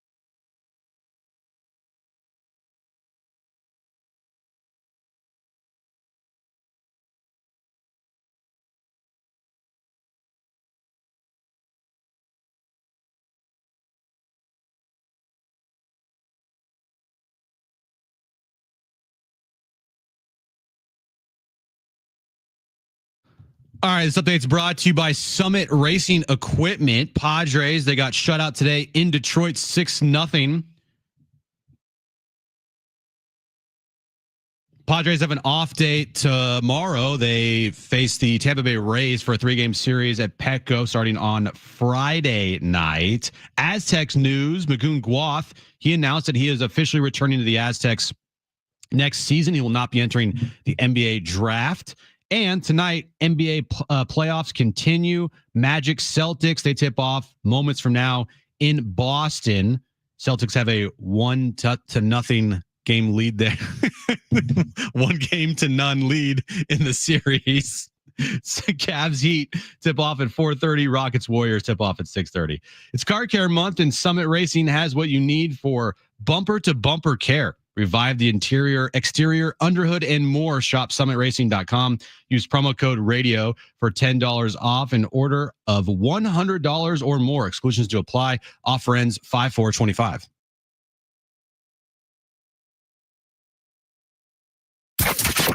Getting you all set for that drive home. Let's just start the show. Here's Jon and Jim. All right, San Diego and Southern California, what's going on? This is hour 3 of Jon and Jim. Will Brinson, senior NFL writer for CBS Sports, will join us momentarily as the draft is just 25 hours away. We'll get his thoughts on Cam Ward and Will Shador Sanders drop, Ashton Genty, and more. It'll be good to have Will back with us for the first time since the end of the NFL postseason. Will Brinson, he's not in Green Bay. No, he's not. He said he's not in Green Bay, unfortunately. But that's okay. You can still cover the draft from afar. You can cover the draft wherever you are. Yeah, absolutely can. Yeah. So Will's going to join us here shortly. If you missed Mike Shildt following a Padres loss, you'll hear that coming up at 4:30 as well. But again, we are just 24 hours out, and it'll be round 1 of the NFL draft tomorrow. You're going to be able to hear some of that, by the way, right here. We're going to have some of those first few picks coming in. You'll hear that. We'll go to the podium. You'll hear from the commissioner. Remember, whenever I say that, I always think back to the COVID draft when, was it like Goodell, getting like drunk? He was getting tipsy at the end of the draft. He was just sitting in some shit. Who cares? 25th. He's like, Bears, whatever. Whatever. Bears traded. Do you remember that? It was so lax. I think he's calling you right now. Yeah, I think he's calling there. Here we go. Yeah, so our phone lines, when we call out, it shows a block number. So it's like people are like, oh, is that? I didn't realize that. Or it shows a weird number. Yeah, it doesn't say iHeart San Diego or whatever. Yeah. All right, so we're going to connect with Will Brinson again. The NFL draft will get underway tomorrow evening, 5:00 Pacific from Green Bay, Wisconsin. For the first time ever, there's always intrigue. Will we see draft day trades? What's the top of this draft look like? It's great to have Will Brinson, CBS Sports senior NFL writer, back with us on Jon and Jim. Will, before we get to the draft, thanks for hopping on. Hope everything's gone well since the end of last football season. Yeah, I hope everything's good with you guys. We got a little spring break action here, so I'm headed to my parents with my son after I'm making some pizza tonight, and he yells at me while I'm on the radio. Perfect. That sounds like we love it. That's how you should be getting ready for tomorrow's first round. All right. So it's interesting to me because are there concerns here with Shador Sanders? We're hearing some of what coaches, this happens every year. Anonymous coaches are saying this, or, maybe it'll play out one way or another in the NFL. What are your expectations when it comes to Shador Sanders tomorrow night? We're going to hear his name called, right? Maybe. I don't think it's a guarantee at all. I did it the Tom Pelissero piece that was specifically being referenced, I think, and maybe it was other people. But there's a lot of negative buzz surrounding Shador right now, specifically with I think how interviews went. And I don't think look, I'm not saying that I know anything firsthand from any interviews that I heard about, but I don't think it's that crazy to suggest that Deion Sanders' kid might be a little sort of, entitled, enthusiastically.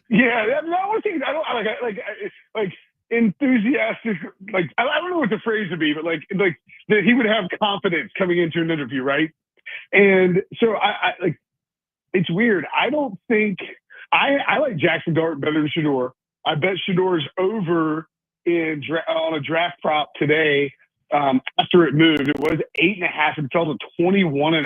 on all Wow. this news. I still bet the over at 21.5 at plus money. The over 8.5 was like minus 300, so it really wasn't worth betting. If you look at the teams that he could possibly go to, right? You have let's start with the Giants at 3, right? They've been heavily involved with Shedeur Sanders. That's a pretty big risk to take at 3. As I understand it, Brian Dable, who isn't technically making the decision on who to draft, but certainly has input in it, likes Jackson Dart better than Shedeur Sanders. You go to the Saints at 9. I remember on NFL Honors, they laughed at the idea that he would fall to 9, that the Sanders family did on the carpet with Cam Jordan. The Saints don't have a quarterback. That might be a little rich considering all the other needs that they have, and the fact that if you need an offensive lineman in this draft, you really have to take. You have to take one early because there's a big drop off after the first 5 guys.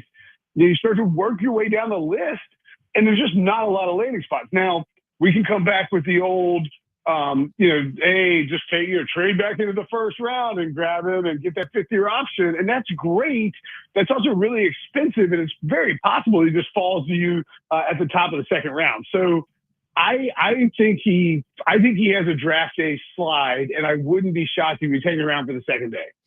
Yeah, it's definitely gonna be the story of the first round, and he won't be there either. So luckily, if he does, not luckily if he slides, but if he does slide, luckily the cameras won't be just like in his face for the entire first round. Well, but isn't it interesting that Jalen Milroe? I think he's going to be there, right? He's not. When's he gonna go? Yeah, that's a weird one too. In my opinion, I think we see Cam Ward go 1, and then we see a pretty long. Full disclosure, I bet Jackson Dart to go 3rd overall at 50-1. If Dable loves him, it's a great number, right? 50-1. If you're the Giants, or the Saints, or the Steelers traded away their 2nd round pick, it's a lot harder to go up and get somebody than you would think. So I don't know. I just think if you're the Giants and you think Jackson Dart is the guy, and you're going to get fired if you don't find a quarterback and you don't show up in 2025 with a quarterback. Because if you draft a quarterback and he looks good, but you only win 4 games, you're not getting fired. They're like, hey, they found the guy. Let him coach. Let him run the team. Right. So I'm not saying they take Jackson Dart there. I just think if you think the Saints like him, which apparently they do as well, and you think the Steelers might be interested, you can't really afford to not go after somebody. And the same thing applies to Shedeur, but I think the bust potential for Shedeur is so much bigger that so it wouldn't shock me at all if we saw Cam Ward go 1 and then a long drought on quarterbacks. Yeah, it's going to be the story of the first round potentially. Travis Hunter, he's a guy that a lot of people view as potentially the best player in the draft. Where do you stand on Travis Hunter as far as that narrative goes? He's a stud. My buddy Pete Briscoe did his what they should do mock draft and actually said that the Titans should just stay at 1 and take Travis Hunter 1st overall. Wow. I don't think it's like that crazy an idea. It obviously depends on, and it shouldn't, but it does depend on where you stand job security wise. If next year's draft class is that much better and Travis Hunter can be, he's been comped to Justin Jefferson, which is ridiculous. If he can be that type of player who also plays quarterback, I would take my chances on a quarterback next year in what is, almost like from a consensus standpoint, a better quarterback class. So, I think Hunter's a stud. I think part of the problem for Shedeur Sanders is he had Travis Hunter to throw to, and that made life look a little bit easier. And they won against bad teams or didn't do great against good teams. Hunter to me, as I understand, the Jaguars have been trying to get up to 2. I think there's probably more teams trying to get up to 2 to get Travis Hunter. And I think it comes down for the Browns, more than likely, all right, do we stand pat and take Hunter? Or do we get an offer that blows us away enough that we would want to move out of number 2? Because otherwise that's where he's going if we believe that Cam Ward is going 1, which I think we do.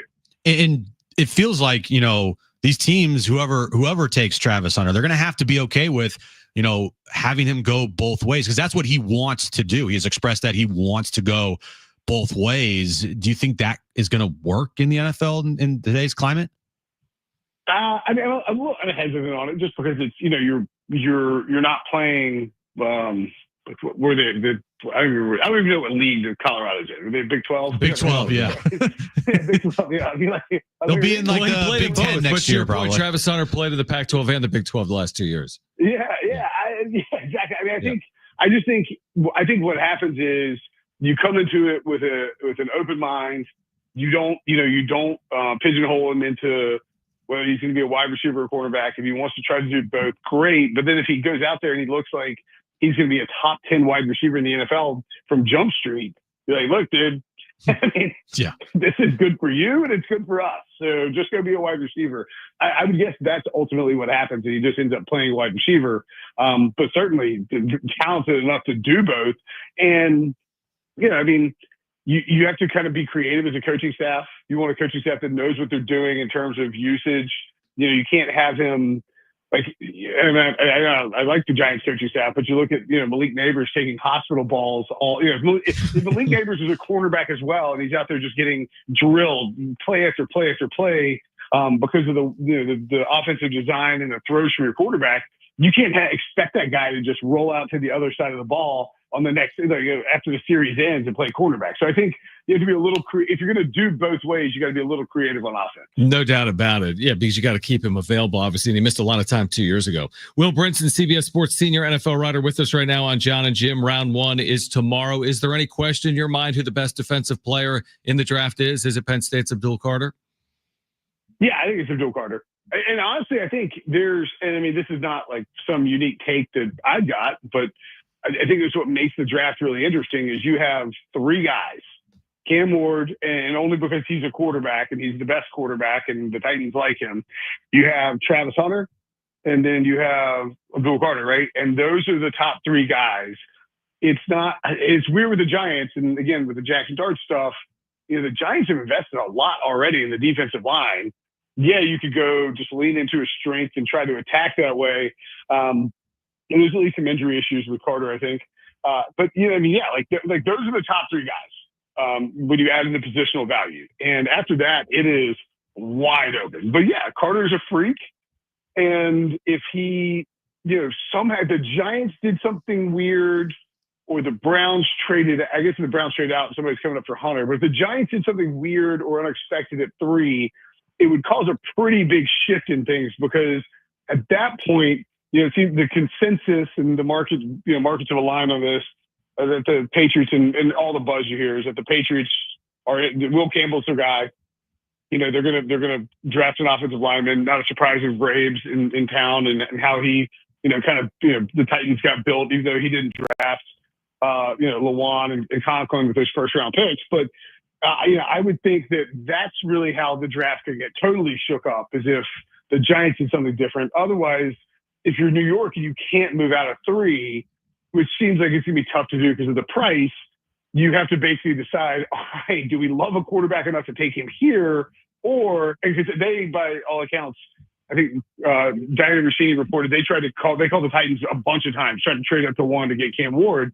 If you're the Giants, you basically have to say, all right, do we like a quarterback enough to take him at 3, or do we just stay here and lean into our pass rush? Because there's a really steep drop off, I think, after those top 3 guys, just in terms of, you hear the old axiom, like, this guy could go 5 or he could go 32. And that's just kind of where this draft is. It's not a quote unquote great draft. Does Ashton Genty make it past 12 in the Cowboys, or what's your take on Ashton Genty?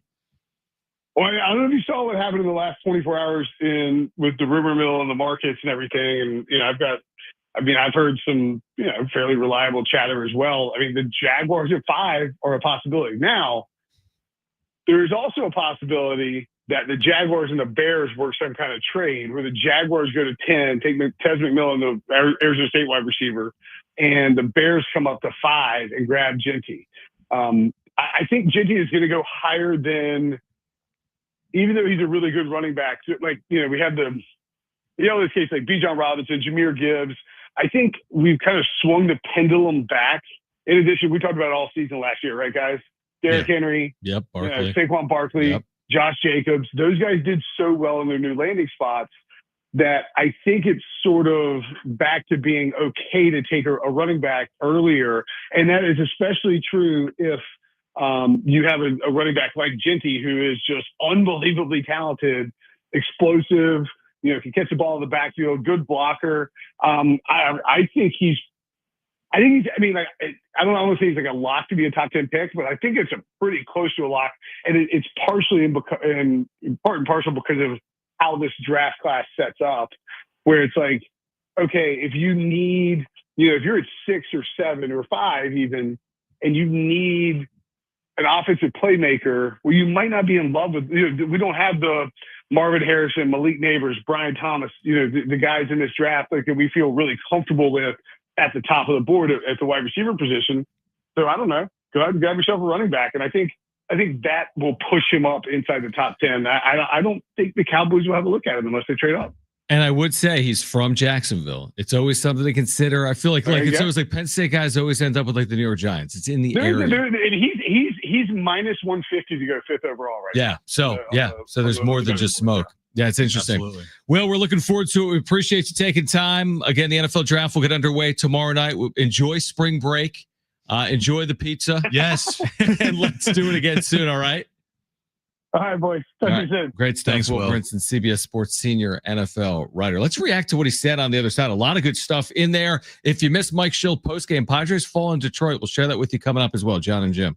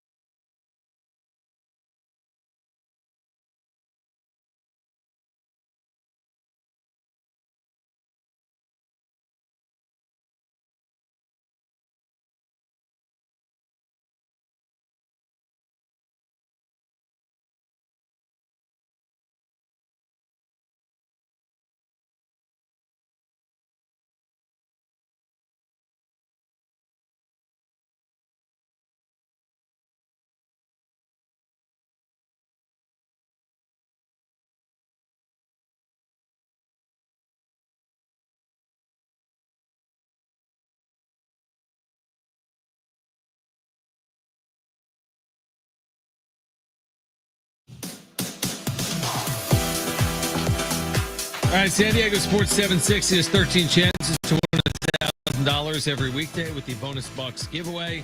Every hour, 6 a.m. through 6 p.m. Listen for the keyword, enter it at sportssd.com. We'll hear from Mike Shildt following a Padres loss in Detroit coming up in about 10 minutes.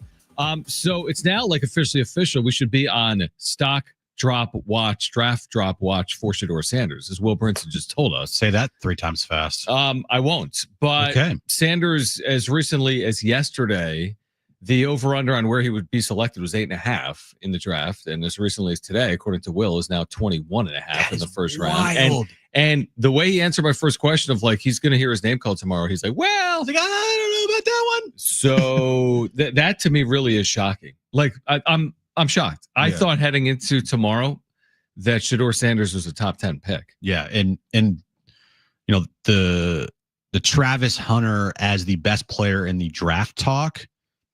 I feel like I'm going to have to like just lean into that and accept it. I think he is really good. I just don't know about the size. He's not, when he made the Justin Jefferson comp, Justin Jefferson is bigger than Travis Hunter. He's taller. He is taller than Travis Hunter. I'm positive. And if Travis Hunter wants to play both ways, yeah, how can you do that at his size? But hey, look, I will. Yeah, I know. Okay. I'll buy into that stock for now. But the Shedeur stuff is interesting, and man, did that Tom Pelissero report go this far? Because today that report came out, and all of a sudden now, as Will said, like 21 can't draft the kid. Yeah, maybe it did. Maybe there is real truth to it. And also, what Will said was like, "Hey, did he benefit? Did he benefit from having Travis Hunter? Like, did that make him? I didn't see it that way. Like, did Travis Hunter make Shedeur Sanders? Is that possible with one receiver? Travis Hunter is really good in college. He won the Heisman, but I think tomorrow will be fascinating if we get to 5 and Shedeur is not picked yet. Hell, if we get to 9, I think 9 was what Cynthia Freeland told us. Like, watch out for the Saints. If we get to 9 and they don't pick Shedeur, then the slide is on. Yeah, the slide is on. Well, yeah, even yesterday, to your point, Cynthia says, okay, look for him at 9. And now a day later, we're like, well, he might not go in the first round. I mean, that's a significant drop. Again, it'll be fine. Like, it's like, okay, yeah, he's not going to earn the way he would have earned if he went top 10, but that's going to be interesting to see where he ends up. It really is going to be fascinating. So Titans, Cam Ward, not going there. Browns, Giants, those are the 2 teams. They both need quarterbacks. If he does not get drafted by either of those teams, Patriots, no. Jacksonville, no. Raiders, no. Jets? Yeah, that would be interesting, wouldn't it? Yeah, it would. Going to the Jets, how does that end? Not well. Panthers, no. Saints, meh. Well, that's what Cynthia said, yeah. Bears, no. Niners, no. Dallas, no. Miami, no. Colts, Okay. Atlanta, no. Cardinals, no. Bengals, no. Seahawks? Tampa, no. Broncos, no. Pittsburgh? That's 21. Someone okay, I'm gonna make a statement, and you're gonna agree. He's getting drafted tomorrow night. You heard it here first. Yeah, when there's too many teams. You go through the top 21 picks in the draft, and I go, 6 teams need quarterbacks. Yeah, 6, and all of them are gonna pass on him because according to an assistant coach, he had a terrible interview. That's not the whole part of that. That's not the entire equation on Shedeur Sanders. It's not. Part of me though kind of wants to see a fallout if he does drop. Wait, a fall out of the first round? No. I want to see the fallout. Oh my god! From like his dad, his PR people. You know who the big winner is if he falls to the second day? ESPN. Or where? And this draft's on like 4 networks, but now you're talking about it for a whole other 24 hours because it's the number 1 talking point. On Friday, every NFL show in the country is opening up with Shedeur Sanders dropping out of the first round. Is the 33rd pick Tennessee or not? Is the first round of the second or the first pick of the second round Tennessee or not? I think it may not be. I don't know. But the reason I like it there, Cam Ward and Shedeur on the same team. Screw it. Open competition. Exactly. That's not happening. That's not happening. But that is that's the storyline heading in Shedeur. Yeah. It's not Genty. I mean, I love Genty. I don't think it's Genty. I don't think it's Abdul Carter. Cleveland picks first in the second round. That's right. Cleveland picks first. I think that's like a rite of passage. I think they always pick first in the second round. I'm not kidding. It's like booing Goodell. So great. They're going to get Travis Hunter 2, and they're going to get Shedeur at 33. Can you imagine that? That'd be huge. And then hire Dion. And then retire their numbers. After only And then 5 move games. the franchise to Boulder. After only 5 games. So Colorado again. Yeah. They're going to go 1-4, retire their numbers. Exactly. And then they're going to win the Heisman next year. Yeah. All right. Heisman, they call We're it. going to hear from back to the Padres on the other side. They lose the series in Detroit. They go 2-4 on the road trip. Obviously, they're dealing with injuries. We'll hear from Mike Shildt on the other side following a shutout loss for the first time this year by San Diego. That's next on Jon and Jim.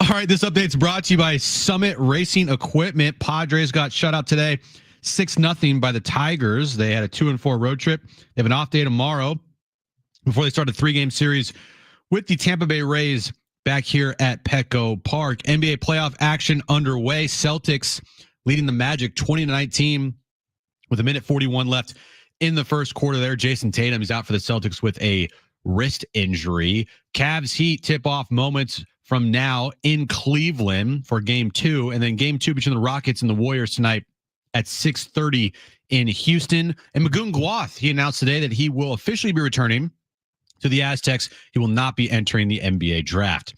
It's car care month, and Summit Racing has what you need for bumper-to-bumper care. Revive the interior, exterior, under the hood, and more. Shop summitracing.com. Use promo code RADIO for $10 off an order of $100 or more. Exclusions do apply. Offer ends 5/4/25.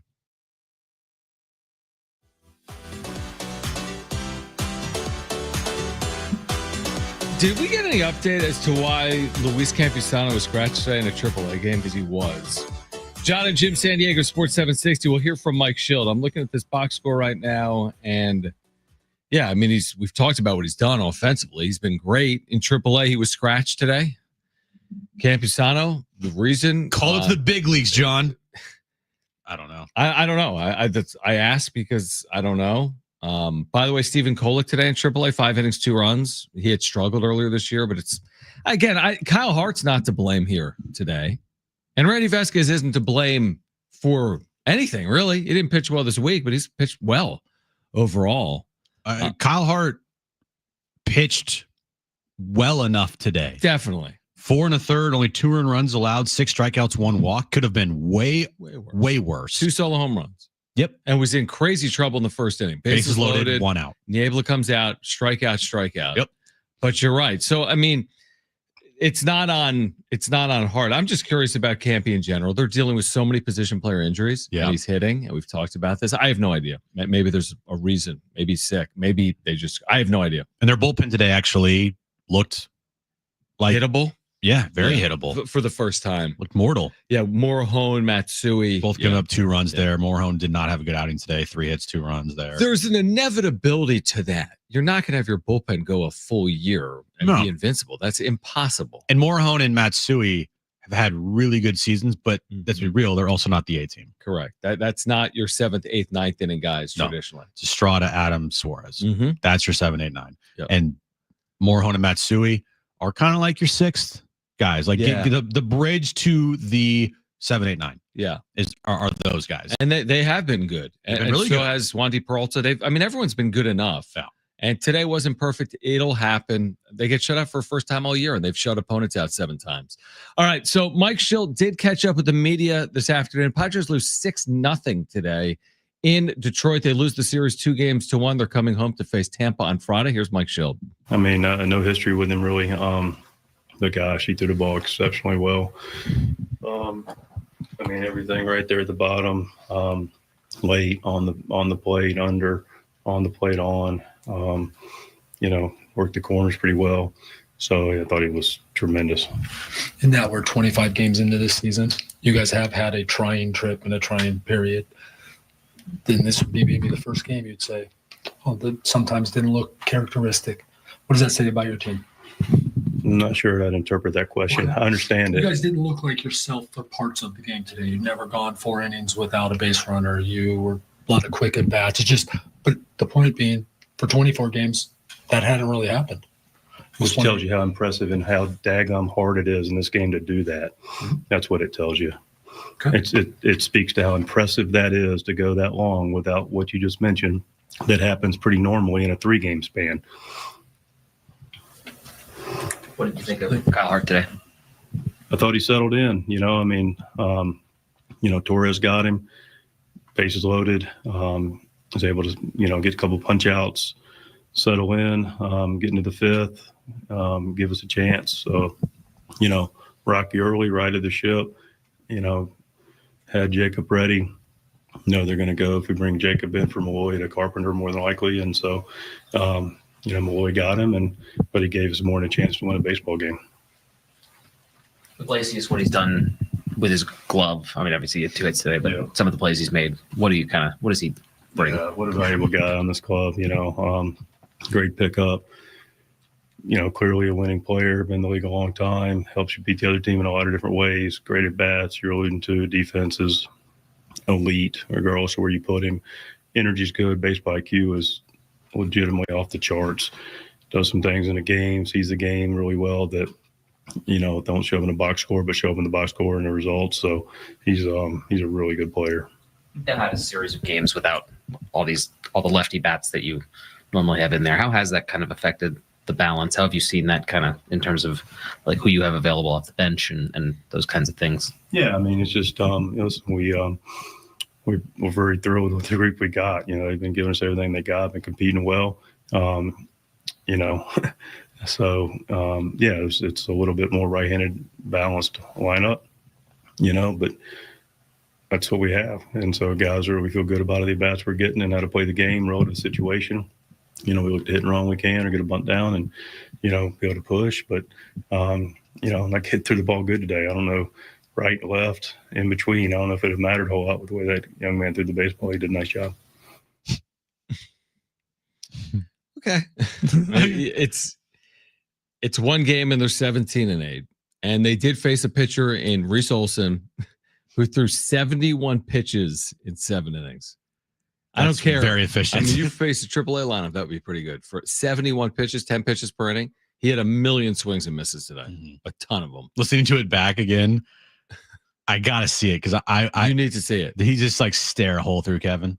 No, because when he finished that second, when Kevin re-asked the question and he answered it in like one sentence or two. So daggone harm. He put his, this is what he did. When Kevin asked the question the second time, he put his hat down so he wasn't looking at Kevin. Oh no. And he answered the question. And then when he was done, turned his head.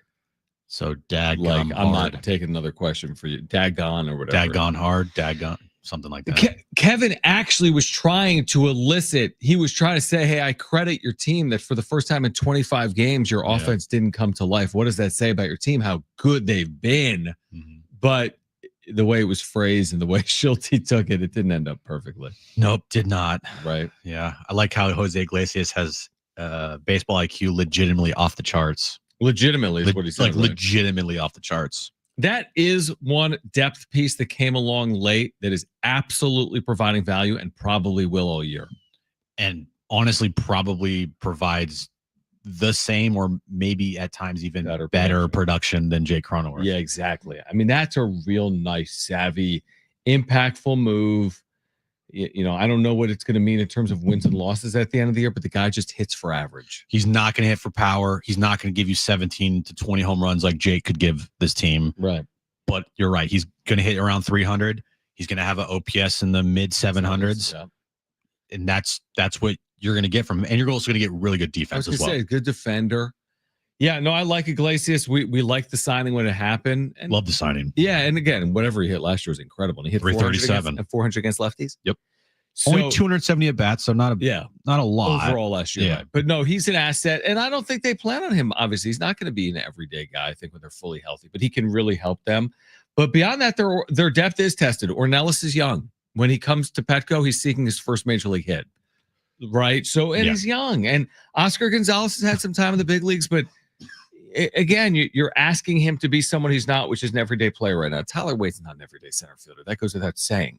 Martin Maldonado, again, you're going to be lacking on offense. We've talked about this. They've certainly gotten away with their catching. Yep. Because the pitching staff's been so gosh darn good or whatever he said. Yeah. Right. Gosh darn good. Gosh darn good. But and even Sheets, I mean, we never thought Sheets when spring training started, he would play any role like this. And he's been an amazing surprise for them. He was hitless here today, but he's been terrific for this team. Still hitless today. He's hitting over 300. Right. 851 OPS. That's fantastic. Someone mentioned last night, Jim, when we did a show on YouTube on the wrap-up show, hey, what's going on with Manny? And I will remind people that Manny took 2 foul balls off the same spot on his front foot. What day was that? Monday. It was the Arise game. Sunday Night Baseball. Sunday Night Baseball. It was the Arise game. So, like, if that's a legitimate excuse for me, he's in there. He did have a very tough series. Very tough against Detroit. Yeah, did not do well. But he could use the off day probably with that foot. I guarantee he could use the off day. Machado. Well, he had the off day, kind of half off day yesterday with the DH day. Yeah. But it just boils down to when you have as many players out as this team does in the lineup. Yep. You're gonna need your stars to step up, and if they don't step up, odds of you winning those games, if you got Manny and Tatis both going over, probably not good chance to win the game. And today, Manny and Toddy both went over. You would love for Xander to step up in any capacity at all, but it just has not been there. I mean, he was over today as well. He's hitting 259. His OPS is at 700 on the year. Still looking for that elusive first home run, John. When is that coming? What Is happens that a first? giveaway? What happens first?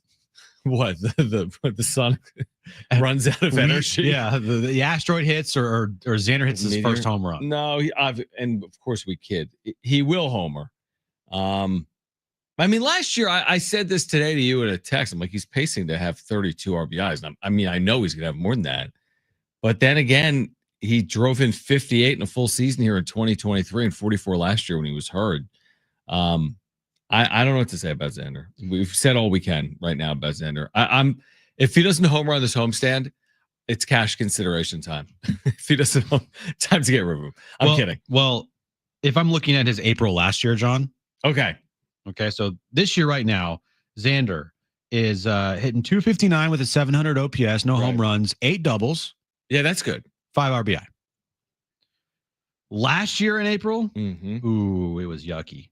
Was it? Oh, it was very yucky. But he hit a home run, right? He hit multiple home runs, John. Last year in April, 26 games played. He hit 190 with a 537 OPS, 2 homers, 3 doubles, 7 RBI. Yeah. So honestly, well, it's not similar, but yeah. He had 1 good month last year. Which was? That was in July. Was that after he came back? After he came back. Yeah. Now, granted, it was for no pop.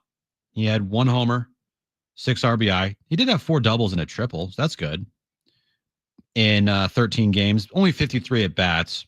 He did hit 453 with a 1,087 OPS, but every other month last year was subpar at best. And to start out this year, it has been subpar at best. Yeah, you're right. Long season in front of him, and hopefully he plays better moving forward. All right, we're going to give away a 4-pack of tickets to watch the San Diego Mojo take on the Indy Ignite May 3rd.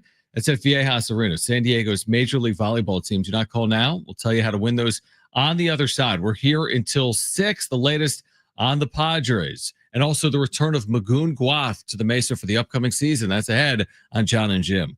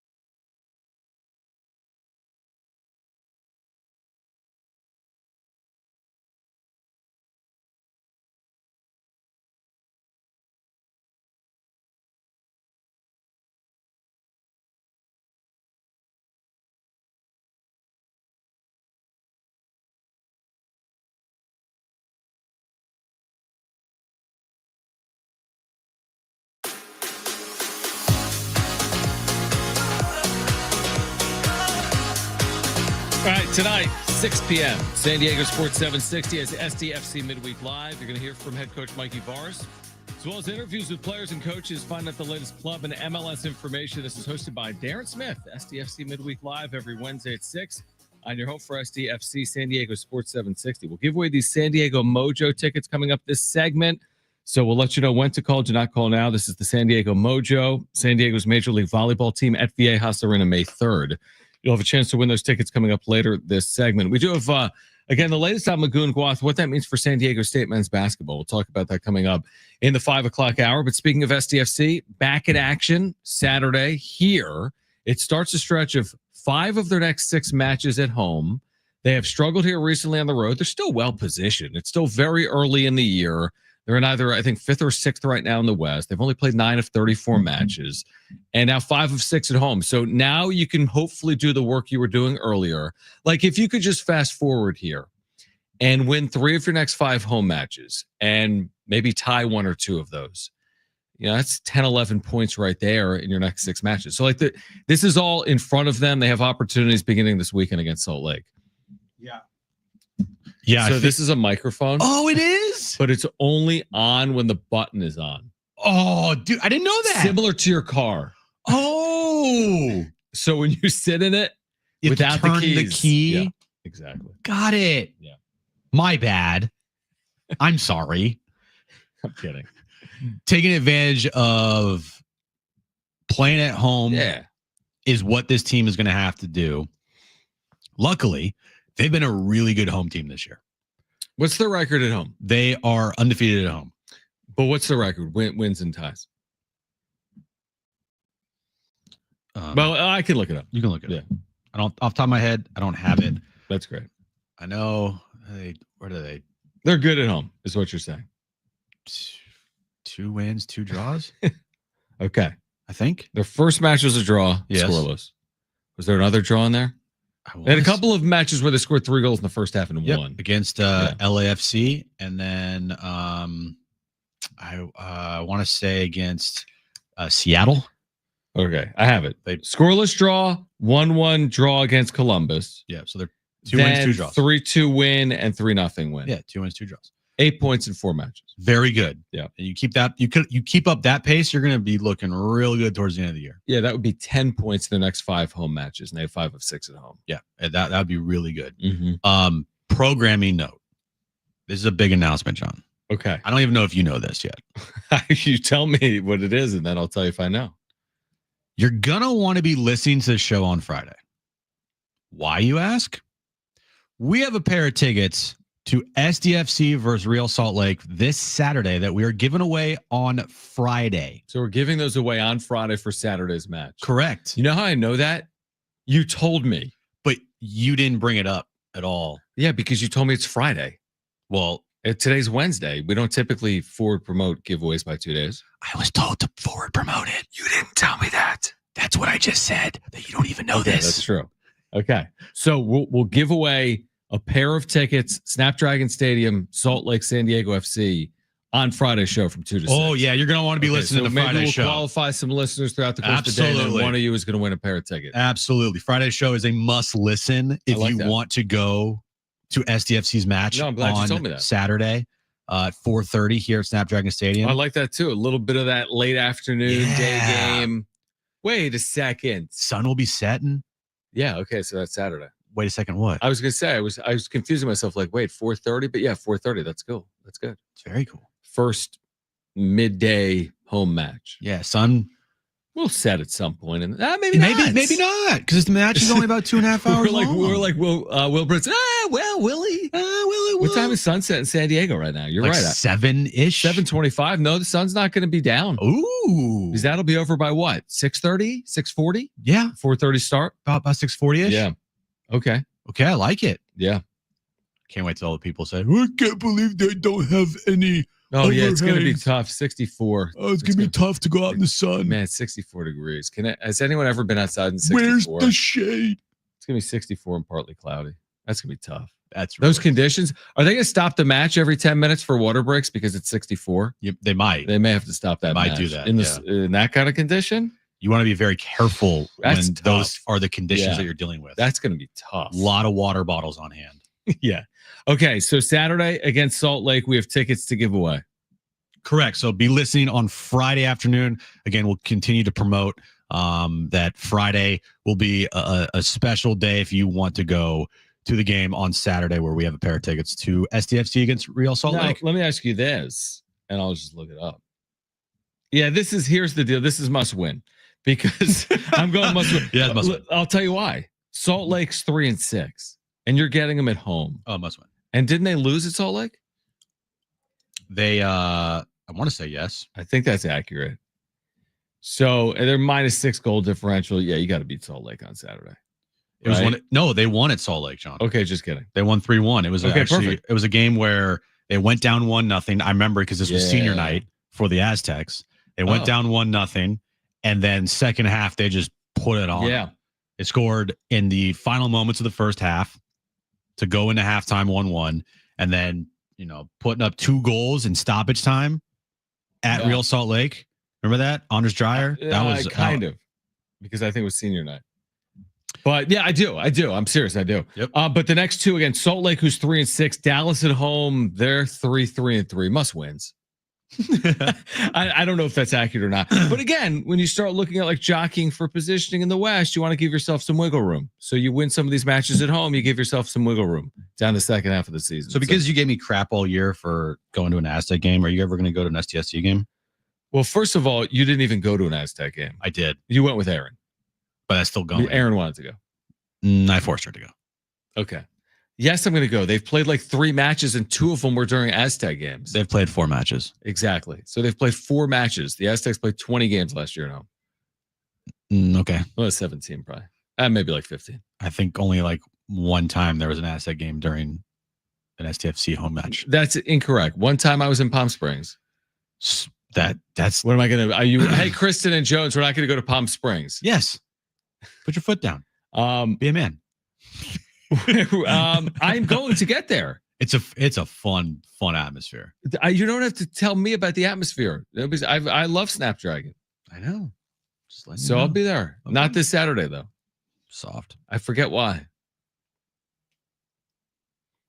I'm not sure. You know what we are considering, although tickets are a little pricey, What? is game 4, Clippers Nuggets. Really? 3:00 start. Really? Yeah. Sunday? because. Saturday? Saturday. Saturday? Yeah, take Jones to an NBA game. Seeing to it Dome. Kawhi. Aztec. Do it. Yeah, I don't know. The tickets are $170. That's nothing. Okay, I says know. the guy not spending $170 on 3 My tickets. bad. Yeah. All right. On the other side, speaking of San Diego State, Magoon Guath, he's heading back to the Mesa. What does it mean for the Aztecs next season? But we promise you these tickets. Call right now if you want a 4-pack, a free 4-pack of tickets to watch the San Diego Mojo take on the Indy Ignite. This is May 3rd at Viejas Arena, San Diego's Major League Volleyball team. First caller to 877-767-4760 is going. A free 4-pack of tickets, 877-767-4760. Call right now. We have those SDFC tickets to give away later this week. On the other side, Magoon Guath is back. What does it mean for San Diego State men's basketball? That's next.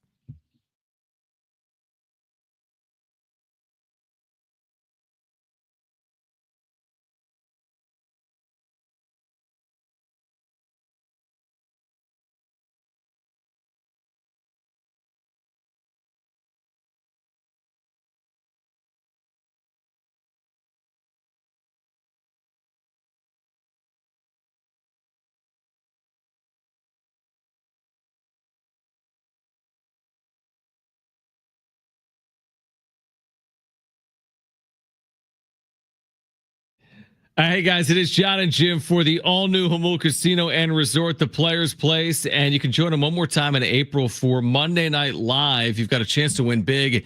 10 winners every hour, 7, 8, 9 p.m.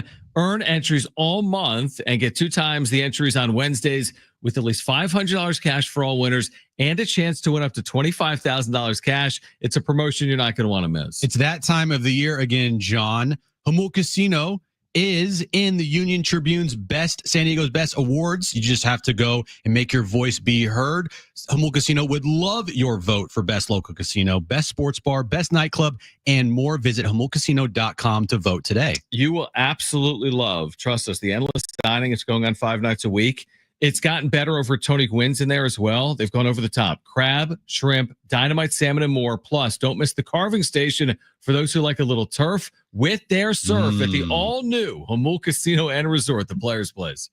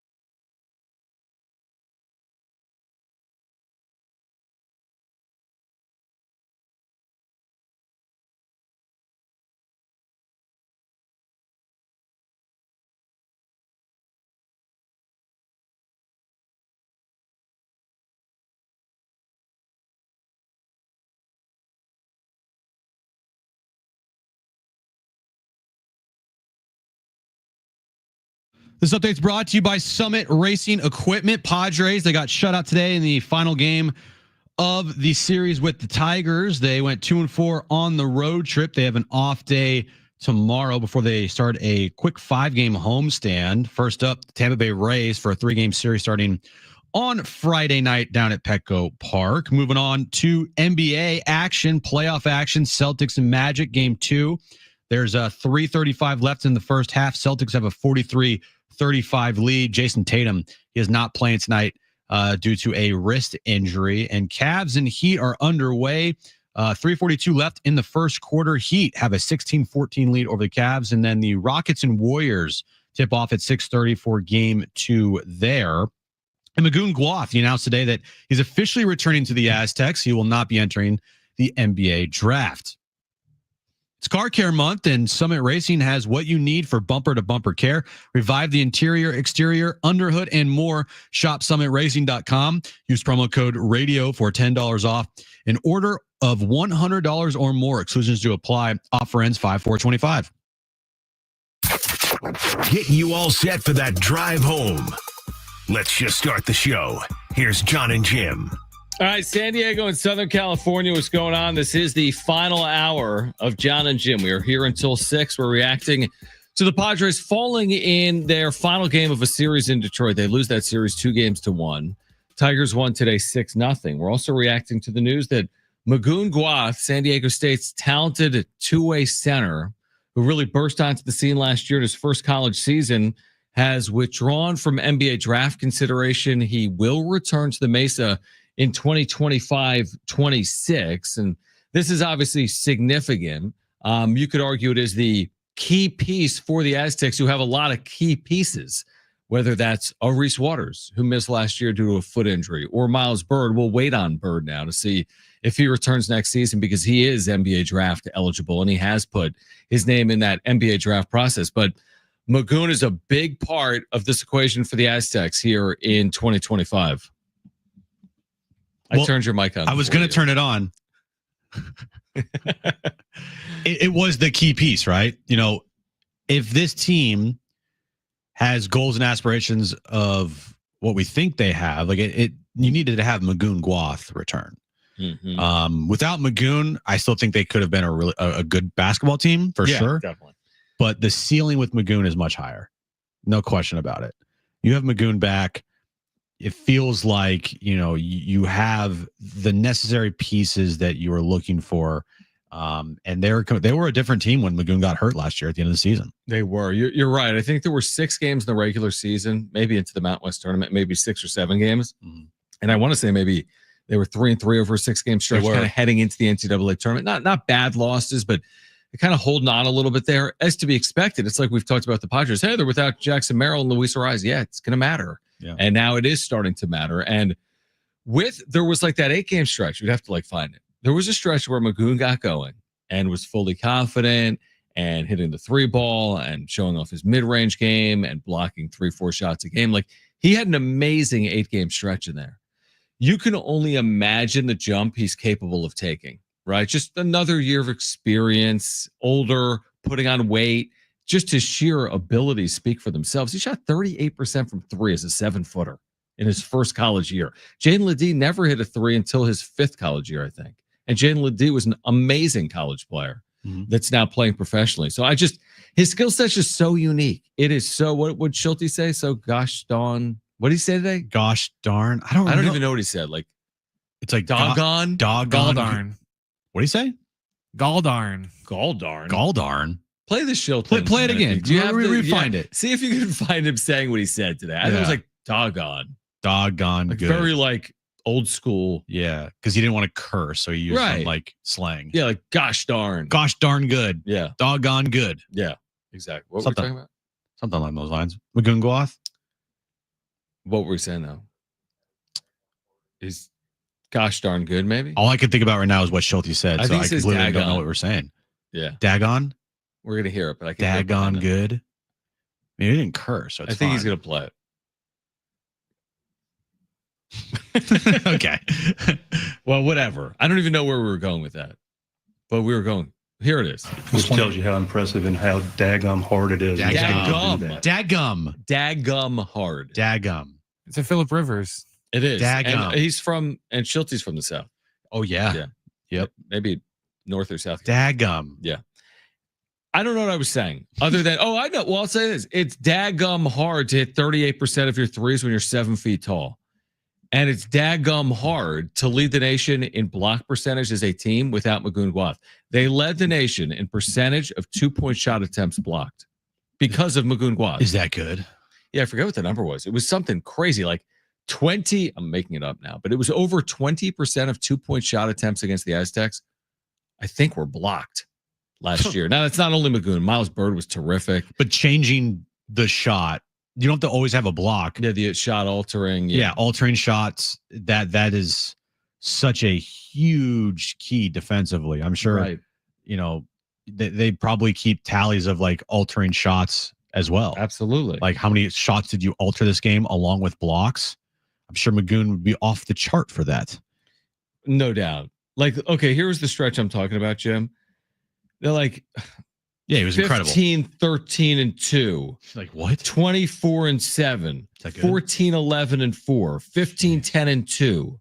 Like, he was just going. Mm-hmm. And everyone was, I remember early in the season, you remember this? There was a game at Fresno. He scored 25 points. He was 10 of 13 from the field, 3 of 4 from 3. You're like, excuse me?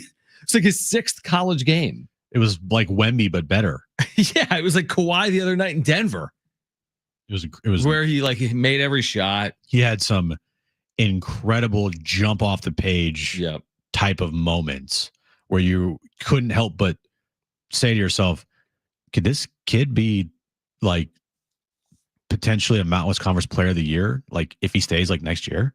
Right. Yeah. It's a good point. I even go back to the UNC game, right? I mean, nobody wants to remember the UNC game. It obviously didn't go well, but he was coming off a knee, Jim. He hadn't played since February 22nd. So he was out for 4 weeks. I mean, 9 points, 5 assists, 2 blocks in 24 minutes, having not played in 4 weeks.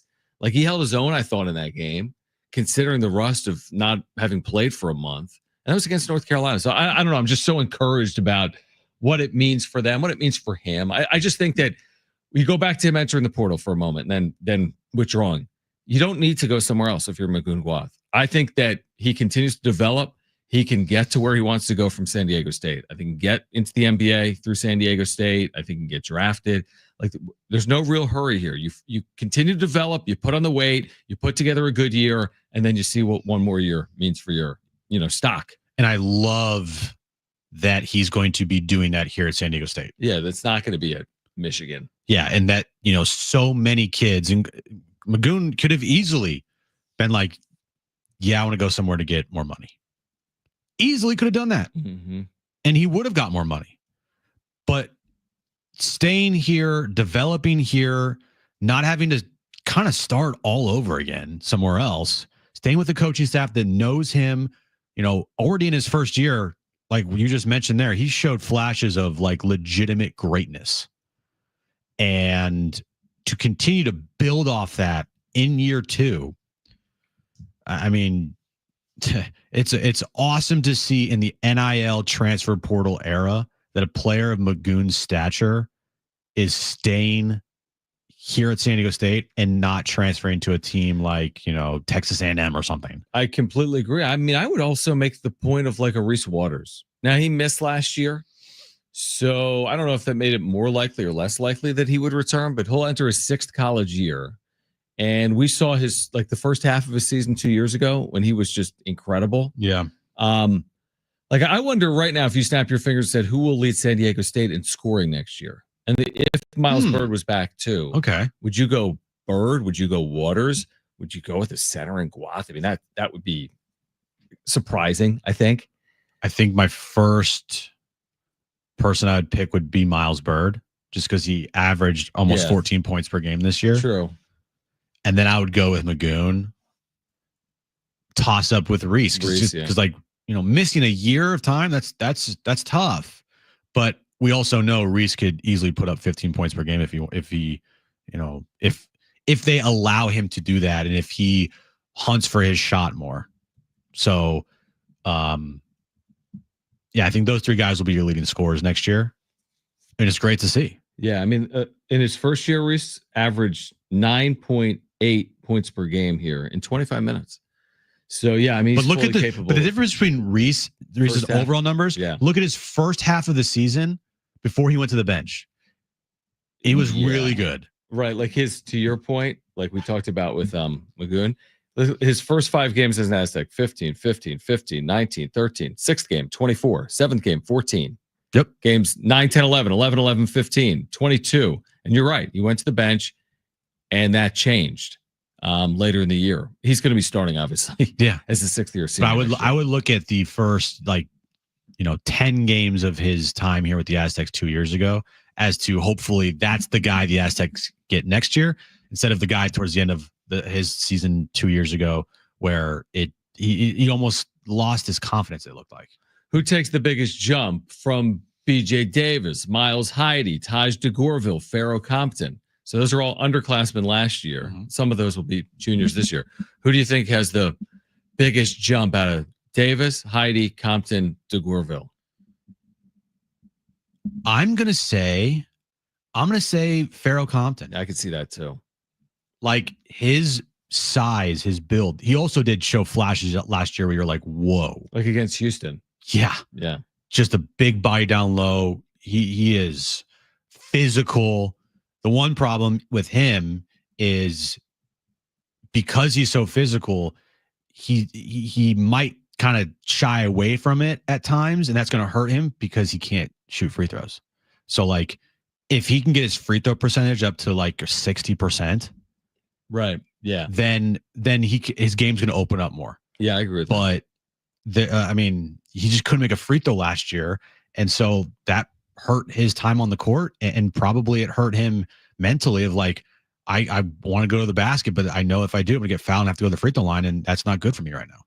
Let's just get to the season because there's going to be a lot of excitement and the expectations are going to be super high. And again, Magoon Guath announcing today on Instagram, he has withdrawn from the NBA draft. He will return to San Diego State in 2025-26. What about you? You didn't tell me who is making the biggest jump. I'm not going to go to the draft.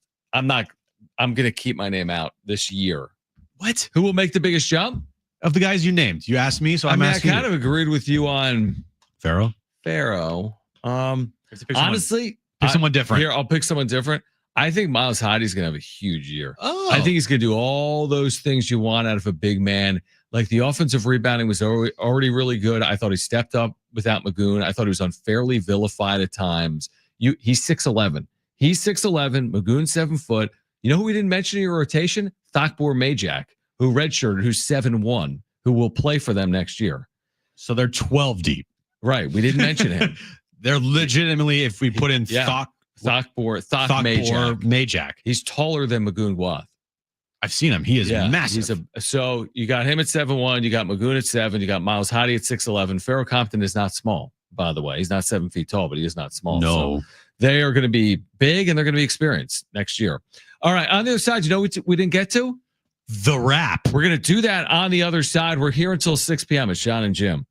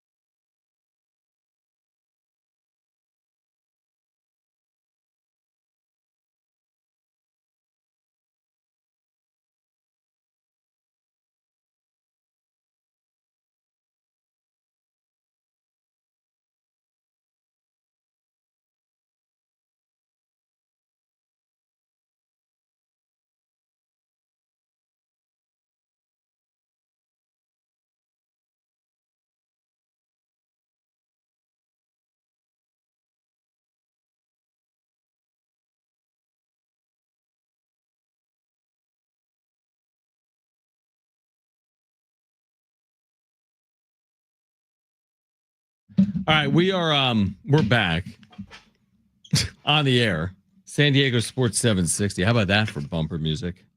That was my favorite bumper music ever. When we're like staring here, we know the ads are over and we know the bumper music's coming back, and I'm like, oh, it'll take 1 to 3 seconds. That's like 3 to 5 seconds. I look up and I see Brett. I'm like, all right, we're just back. The mouse battery died, so I'm looking for a AA battery. Oh, great. The one thing that is holding This back us back is that a mouse battery. pesky mouse battery. Mouse battery. I remember those days. Well, because I can't push play if the mouse doesn't work. There's a battery right here. Is it a AA? Yeah. Yeah. Need it. Yeah. Give it to All right, Marshall. Marshall's coming in. Give him the other. Is there another? What, you use that? I don't use it. Yeah. Okay. Oh, you want the other mouse? Is there another mouse in here? There's only one AA battery though. Right. I only need one. Okay, you're good. There you go. That's my issue with the wireless mouse. That it needs. Like you love them in theory until you don't. Well, when you need a battery, if it like dies on you, that's a problem. That's why I like cords. Like a cord. What's the word? A cord mouse. A cord mouse. A corded mouse. Yeah, but those also wired. Yeah, it's wired mouse. It's like tangled up and. Yeah, no, you're right. You can't you can only have a certain like. But dude, I haven't used a mouse in years because with a laptop, I never use a mouse with a laptop. No, never use a mouse. It's been a good breakdown. Very good breakdown, everybody. All right. We typically get to the wrap of the 4 o'clock hour, but are we prepared to get to it right now? Let's do it. Time for the wrap. Presented by Sombrero Mexican Food. Check out their website at sombreromex.com. With Lagoon officially returning, will the Aztecs be preseason favorites in the Mountain West? Yes. I think they'll be preseason favorites in the Mountain West. I think they're going to be a top 20 team in the AP polls to start the year. Maybe as high as 15, as Mark Ziegler has said that he might put them at. Mm-hmm. Yes, they'll be the preseason favorites in the Mountain West. Unless I'm missing a team like Colorado State or Boise State. No, I think they will deservedly be the preseason favorite based on getting to the tournament last year and essentially reloading and bringing a lot back and adding some nice pieces along the way as well. So, yes, I do think that is an accurate statement that San Diego State has a very good chance to be the preseason favorite in its final year, by the way, in the Mountain West Conference. Next question. I'm just going to read it how it is. How excited are you for the Hall of Game between the Chargers and Lions? The Hall of Game? I can't wait till the Hall of Game. Yeah, I've always liked the Hall of Game. The Hall of Game is a must-watch event. It's the Hall of Fame game. How excited are you for the Hall of Fame game between the Chargers and the Lions, July 31st in Canton, Ohio, that was announced earlier today? It's so funny because you sent me that this morning. And we were I said lead. Obviously, we're joking. The lead of the show. But there was a time when I was the lead of 10 years ago. Like when I first started here and we had what was called the Chargers Power Hour. Yeah. You remember that, Brent? I know. Oh, yeah. I know. So we had a show from 3 to 7. I think that's what it was. It's 6 to 7.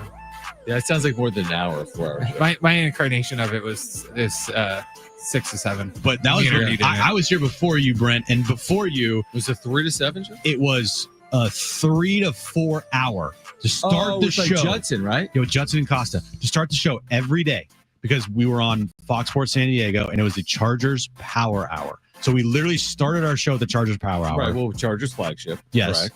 And then we would go into the regular show after that. I have an idea. No. Why don't we do that again? Nope. I'm kidding. Maybe it was 2 to 3. Whatever it was. But here's what I would say. Like you said, okay, wow, there was a time. But that's getting further and further now because, I mean, that's like 9+ years ago that was happening. But it's wild to think that in my early radio career, it was all that was literally what we would spend our entire show talking about is the this Hall draft, of Fame would game. we be talking about the draft, do you think, tomorrow? Oh, my God. The Hall of Game. The Hall of Game, too, we'd be talking And then about. we would have a draft party. We would have people down at Chargers Park. Dude, there are sports stations in this country that only cover the NFL. Yeah. In big cities. There's like Bronco Talk, Raider Talk, and like 24 hours a day or whatever it is. 365 days a year, their live shows only talk about the NFL team. I saw someone. Can I talk about the Rockies? No. I don't think they're talking about him on any station. Saw a tweet from somebody that worked in Cleveland. Yeah. Or I don't even know they worked in Cleveland. Whatever it was. It was like Cleveland Sports Talk Radio. And it was like NFL draft. Of course. And then you got the Cleveland Guardians and then the Cleveland Cavaliers. And there's just like all they would talk about would be the NFL draft. Non-stop. I will say this, not that anyone really cares. I think people would prefer to have the Chargers never leave than John Schaefer on the radio. But I don't think I ever would have even ended up probably in San Diego if the Chargers were here. No, the show doesn't exist. There is no world in hell. No.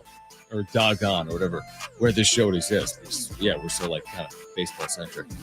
Anyway, what was the question? No, I'm not excited for that game. Next question. I'm excited. It's the first game you throw it on. It's NBC. It's like the 8th running back. I'm excited that it's the start of the football season. Like it kicks off football season. But those Hall of Fame games, man, they're awful to watch. I mean, nobody's playing. And they don't play any no team. I'll watch the first series and that's it. I don't even know what it is. And most of the time, the field's like a disaster. Remember one year they canceled it because the field was so bad? I think they finally put in turf there. They did. Yeah, they put turf in there. Yeah. Next question. Do you think Shedeur Sanders will be a top 20 pick tomorrow night? Top 20. You mentioned a lot of teams that could use a quarterback in the top 20. Probably 5. I'm going to say yes, he will be a top 20 pick tomorrow night. And I think I'd be surprised if he's not. If he's not, literally all hell is going to break loose. I agree with you. I think he will be a top 20 pick tomorrow night. I'd be surprised if he was not, even with what we're hearing over the last 24 hours. Next question. How many home runs will Xander Bogaerts hit this season? It's rhetorical. It's 0. Put the over under at half. No. A half home run? He hit 11 last year. He was hurt. I'll put it at 11. I'll say 12. 12, yeah. That's fine. Again, it's not like it's only about his home runs. It's not. Nobody's going to be like, oh my gosh, he only hit 11 home runs. I mean, if he does everything else, if he's driving in runs, if he's hitting for a high average, if he's playing good defense, I mean, all that matters. He's not here to hit home runs. Like, this isn't, I don't know, Aaron Judge. He couldn't have brought Aaron Judge here and have him not homer. Have you been seeing what Aaron Judge is doing right now? He's been red hot. He's been amazing. Yeah. Hold on, let me pull this up. Well, we here. talked about him with Toddy, I think, earlier in the week, right? Yeah. So listen to listen to these numbers. Ready? Aaron Judge right now went 2 for 4 today with an RBI. He's hitting 415 with a 1247 OPS. 415. Wow. 7 home runs, 26 RBI. Is that good? That's amazing. We were saying Toddy was doing something similar, but he really, he hasn't been that. He's cooled off a little bit. Yeah, he's been awesome. Yeah, I preface by saying National League with Fernando Tatis Jr., which is completely fair. Yeah, Aaron Judge is the best player in baseball. Yeah, but Tatis was, and I think you'd still say is playing like the best player in the National League. Would you agree with that? I think he has. Yes, yeah. I completely agree with that. I think he's right there. Just like last year, everyone's like, Shohei Ohtani's the best player in baseball. I'm like, Aaron Judge had the best season in baseball. Shohei Ohtani had the best season in the National League. Yeah, and he had the gaudy. Again, I thought people got infatuated with the steals. They did. And that was my only real knock. I mean, his offensive year last year obviously was amazing. Forget about the steals. I know. Ohtani put together an amazing year. That's all. And it was, and likely last year, I don't know, what's the start Ohtani's gotten off to? It's been good, but it hasn't been out of this world, right? Actually, John, it's not been as good as you would think. So Okay. I actually was looking this up. Yeah. I didn't happen to want to look it up. I just saw it by chance. Ohtani this year. Yeah. Guess what he is hitting?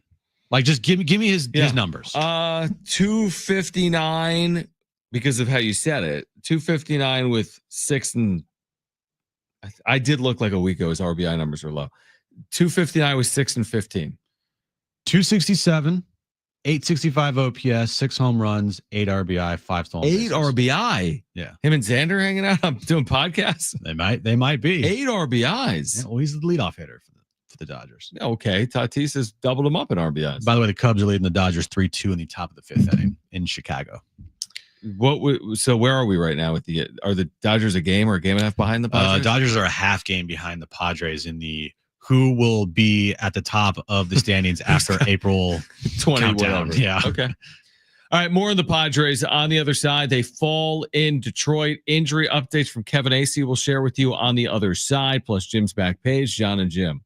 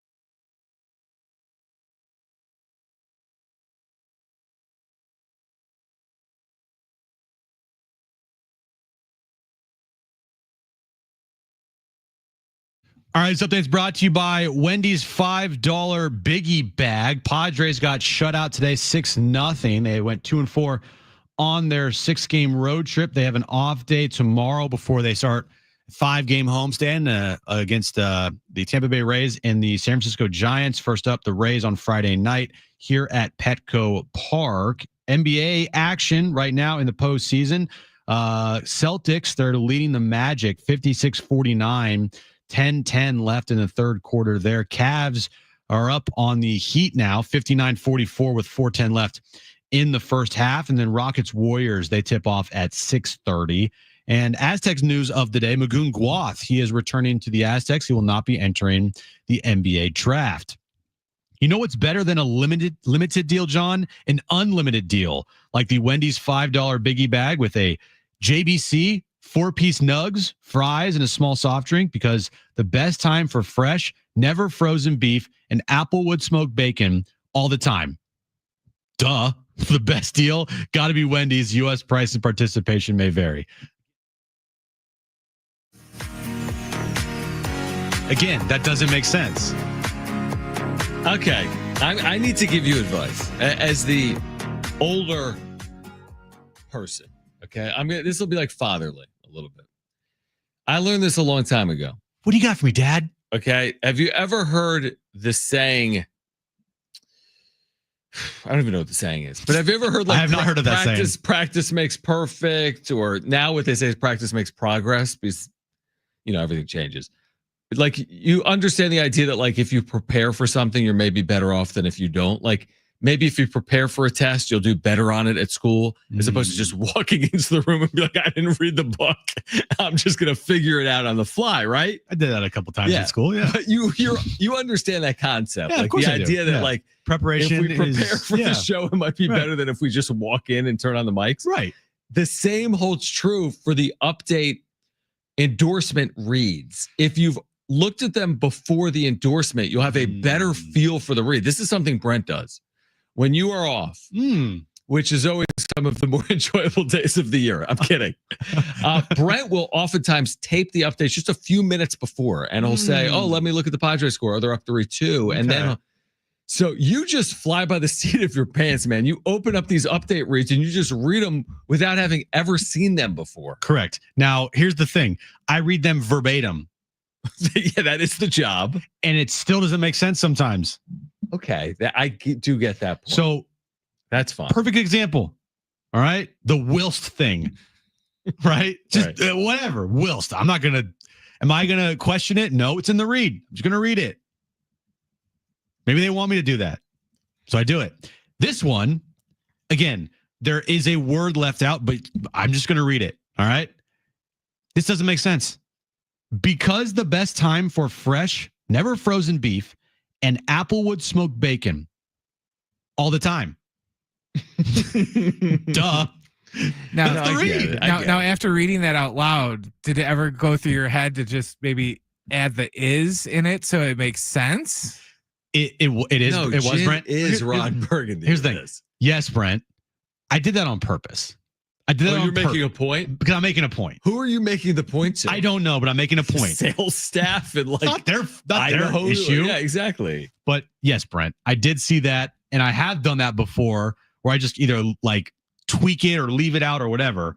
But I specifically read it that way to make a point. So the point, I don't know what it is, but I'm making a point. When I was obsessed with the quote when I was younger, and I just looked it up because I've kind of forgotten about it, but I knew the premise of it. It was hard work is good luck plus preparation.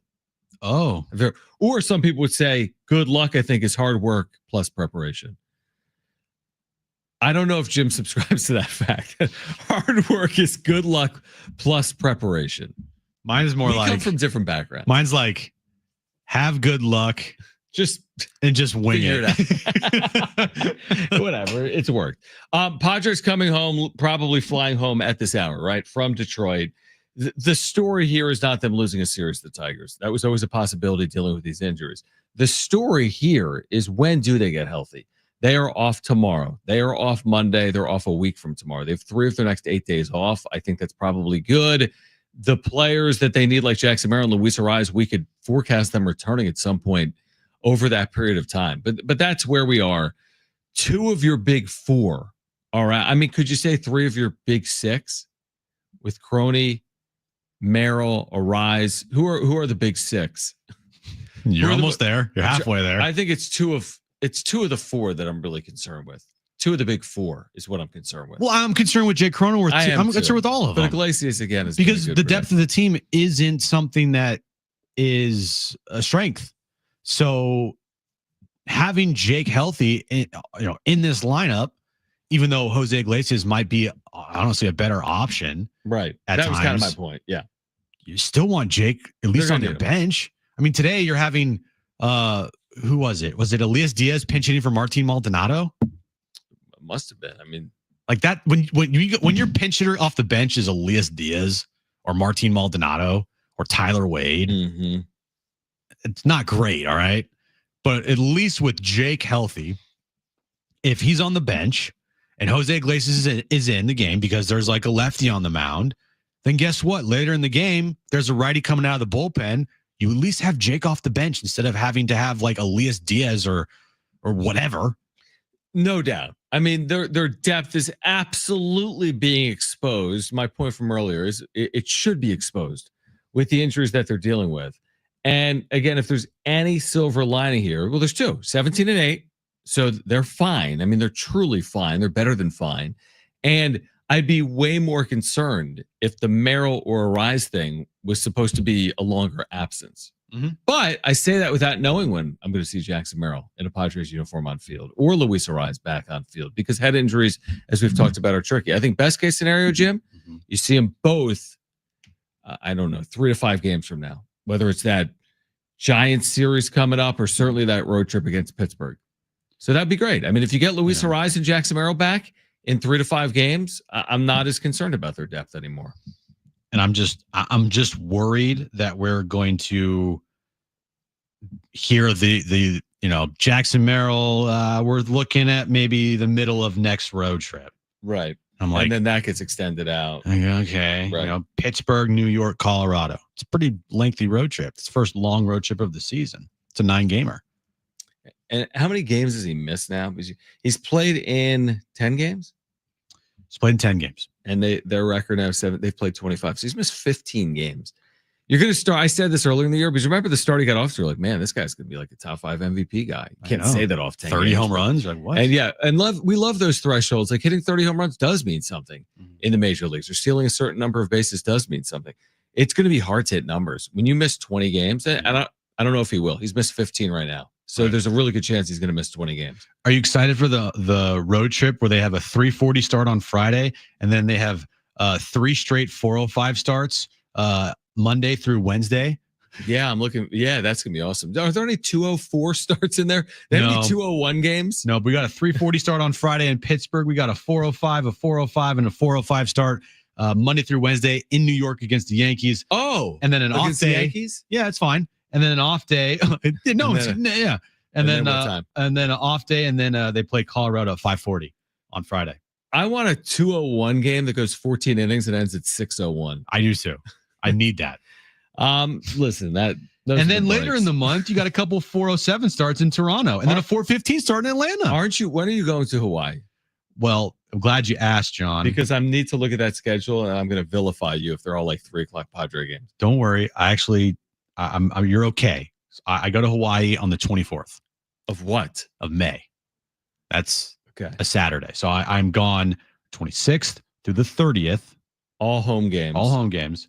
And then also the 2nd as well. I'm gone a week of home games in July. Before the All-Star break, I think the 8th through the 13th. Thank goodness.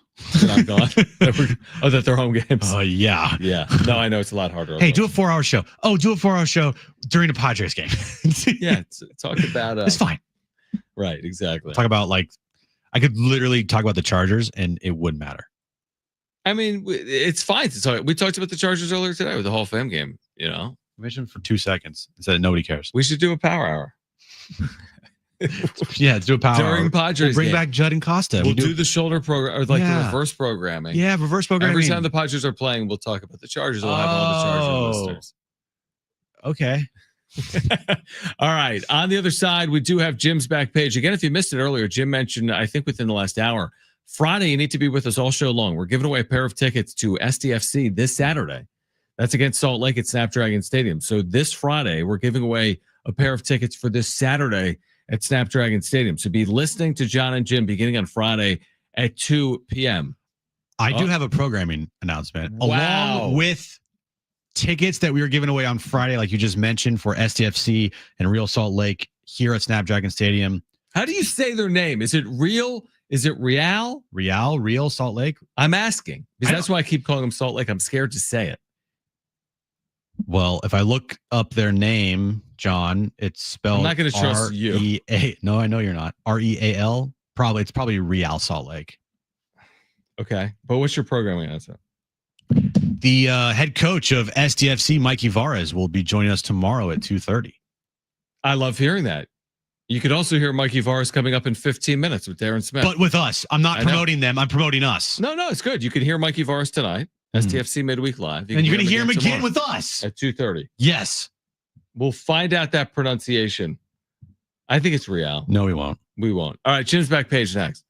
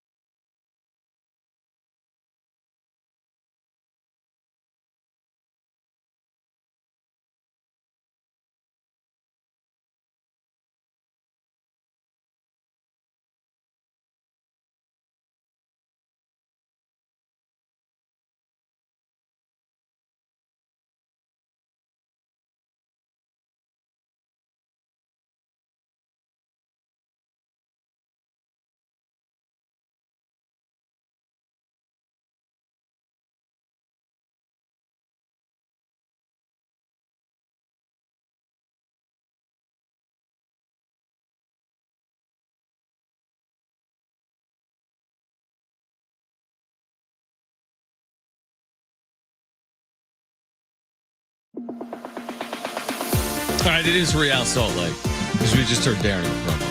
Yeah. Correct. All right. All right, tomorrow, Mikey Varas, head coach of SDFC, will join the show coming up at 2:30. So be here for that. And again, we'll give away SDFC tickets on Friday on Jon and Jim. You'll need to be listening from 2 to 6 p.m. That'll be for Saturday's match. All right, it's that time of day. Let's do it.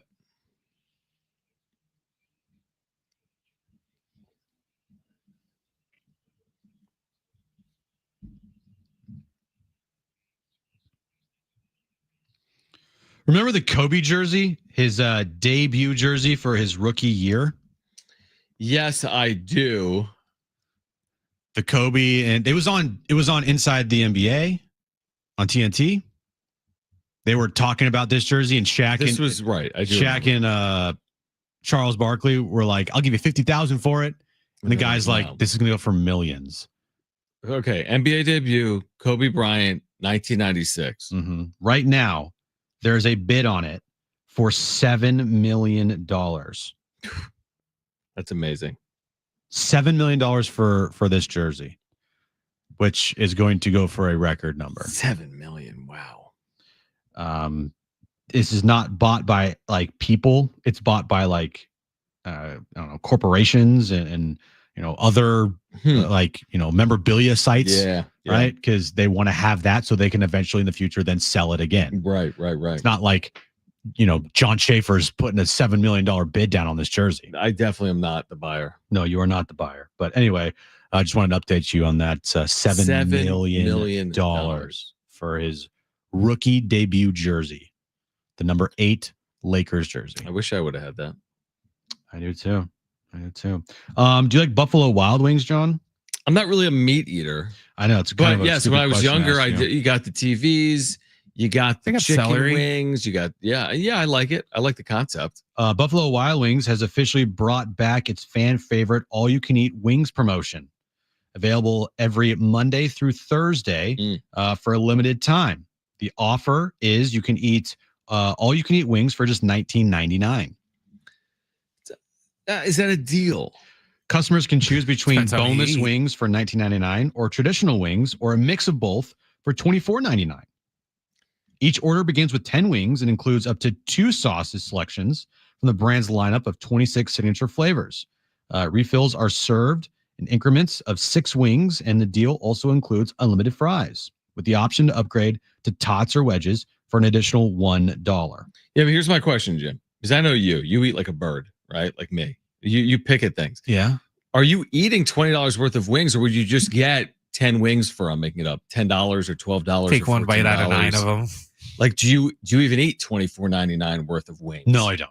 Okay, that's my point. Like when me and you went to all you can eat sushi.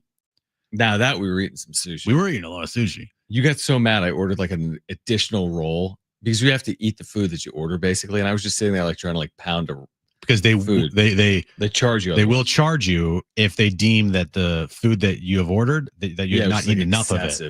Yeah. So anyway, it's a part of its month of free campaign.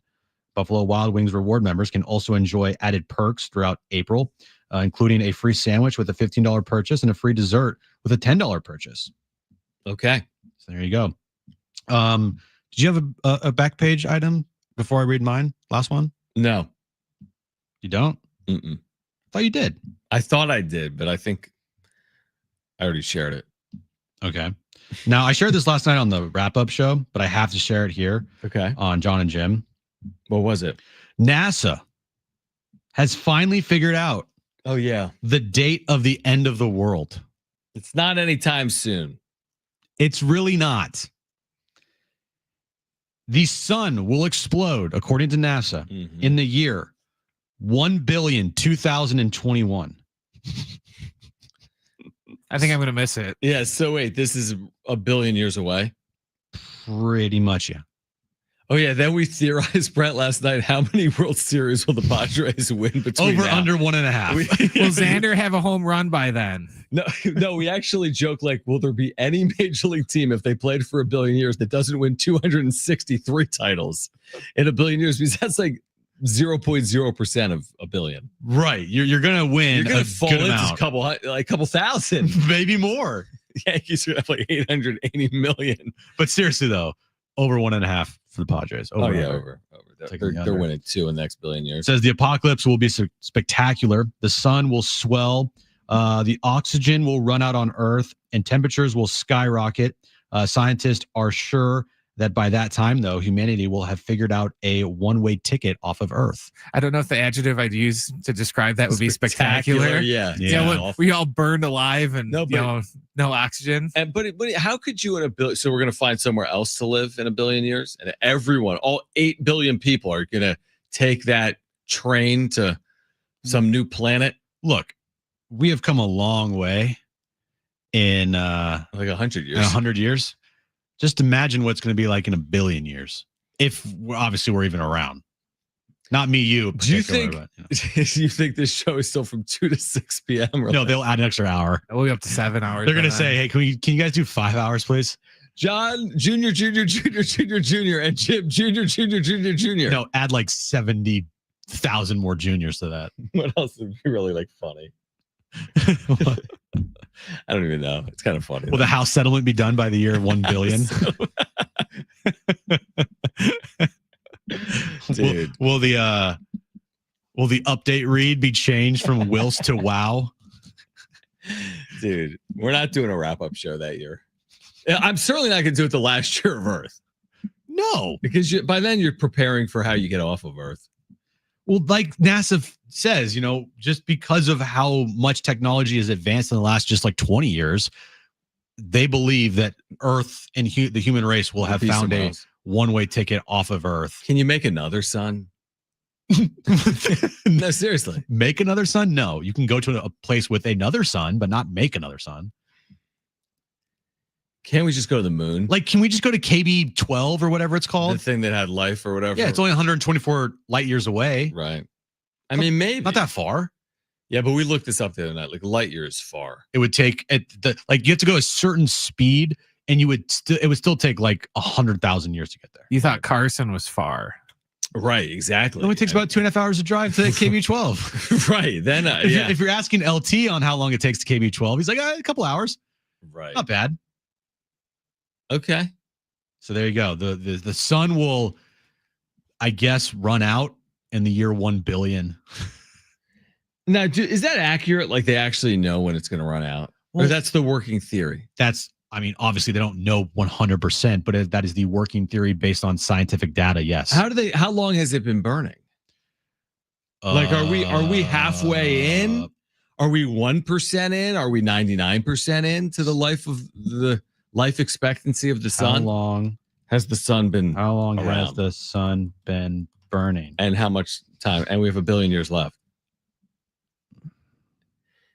Something's fishy with some of this stuff. But a few 100,000 years. That's it? Maybe more. Oh, wait, no. Okay, it says the stars like our sun will burn out in about 9 or 10 billion years. So if you told me 1 billion. No. But if it's supposed to burn out in 1 billion years according to our timetable, so it's already been burning for 7 or 8 billion? For like a while. We're in like the fourth quarter here, folks. Right? Coming down the stretch. Yeah. It's not like anyone's going to be around to check that dude's work to be like, hey, true. you were wrong. Yeah. I have one question though. How will this all affect LeBron's legacy? And Bronny. Find out tomorrow. Bronny the 15th. Find out tomorrow, too, on San Diego Sports 760.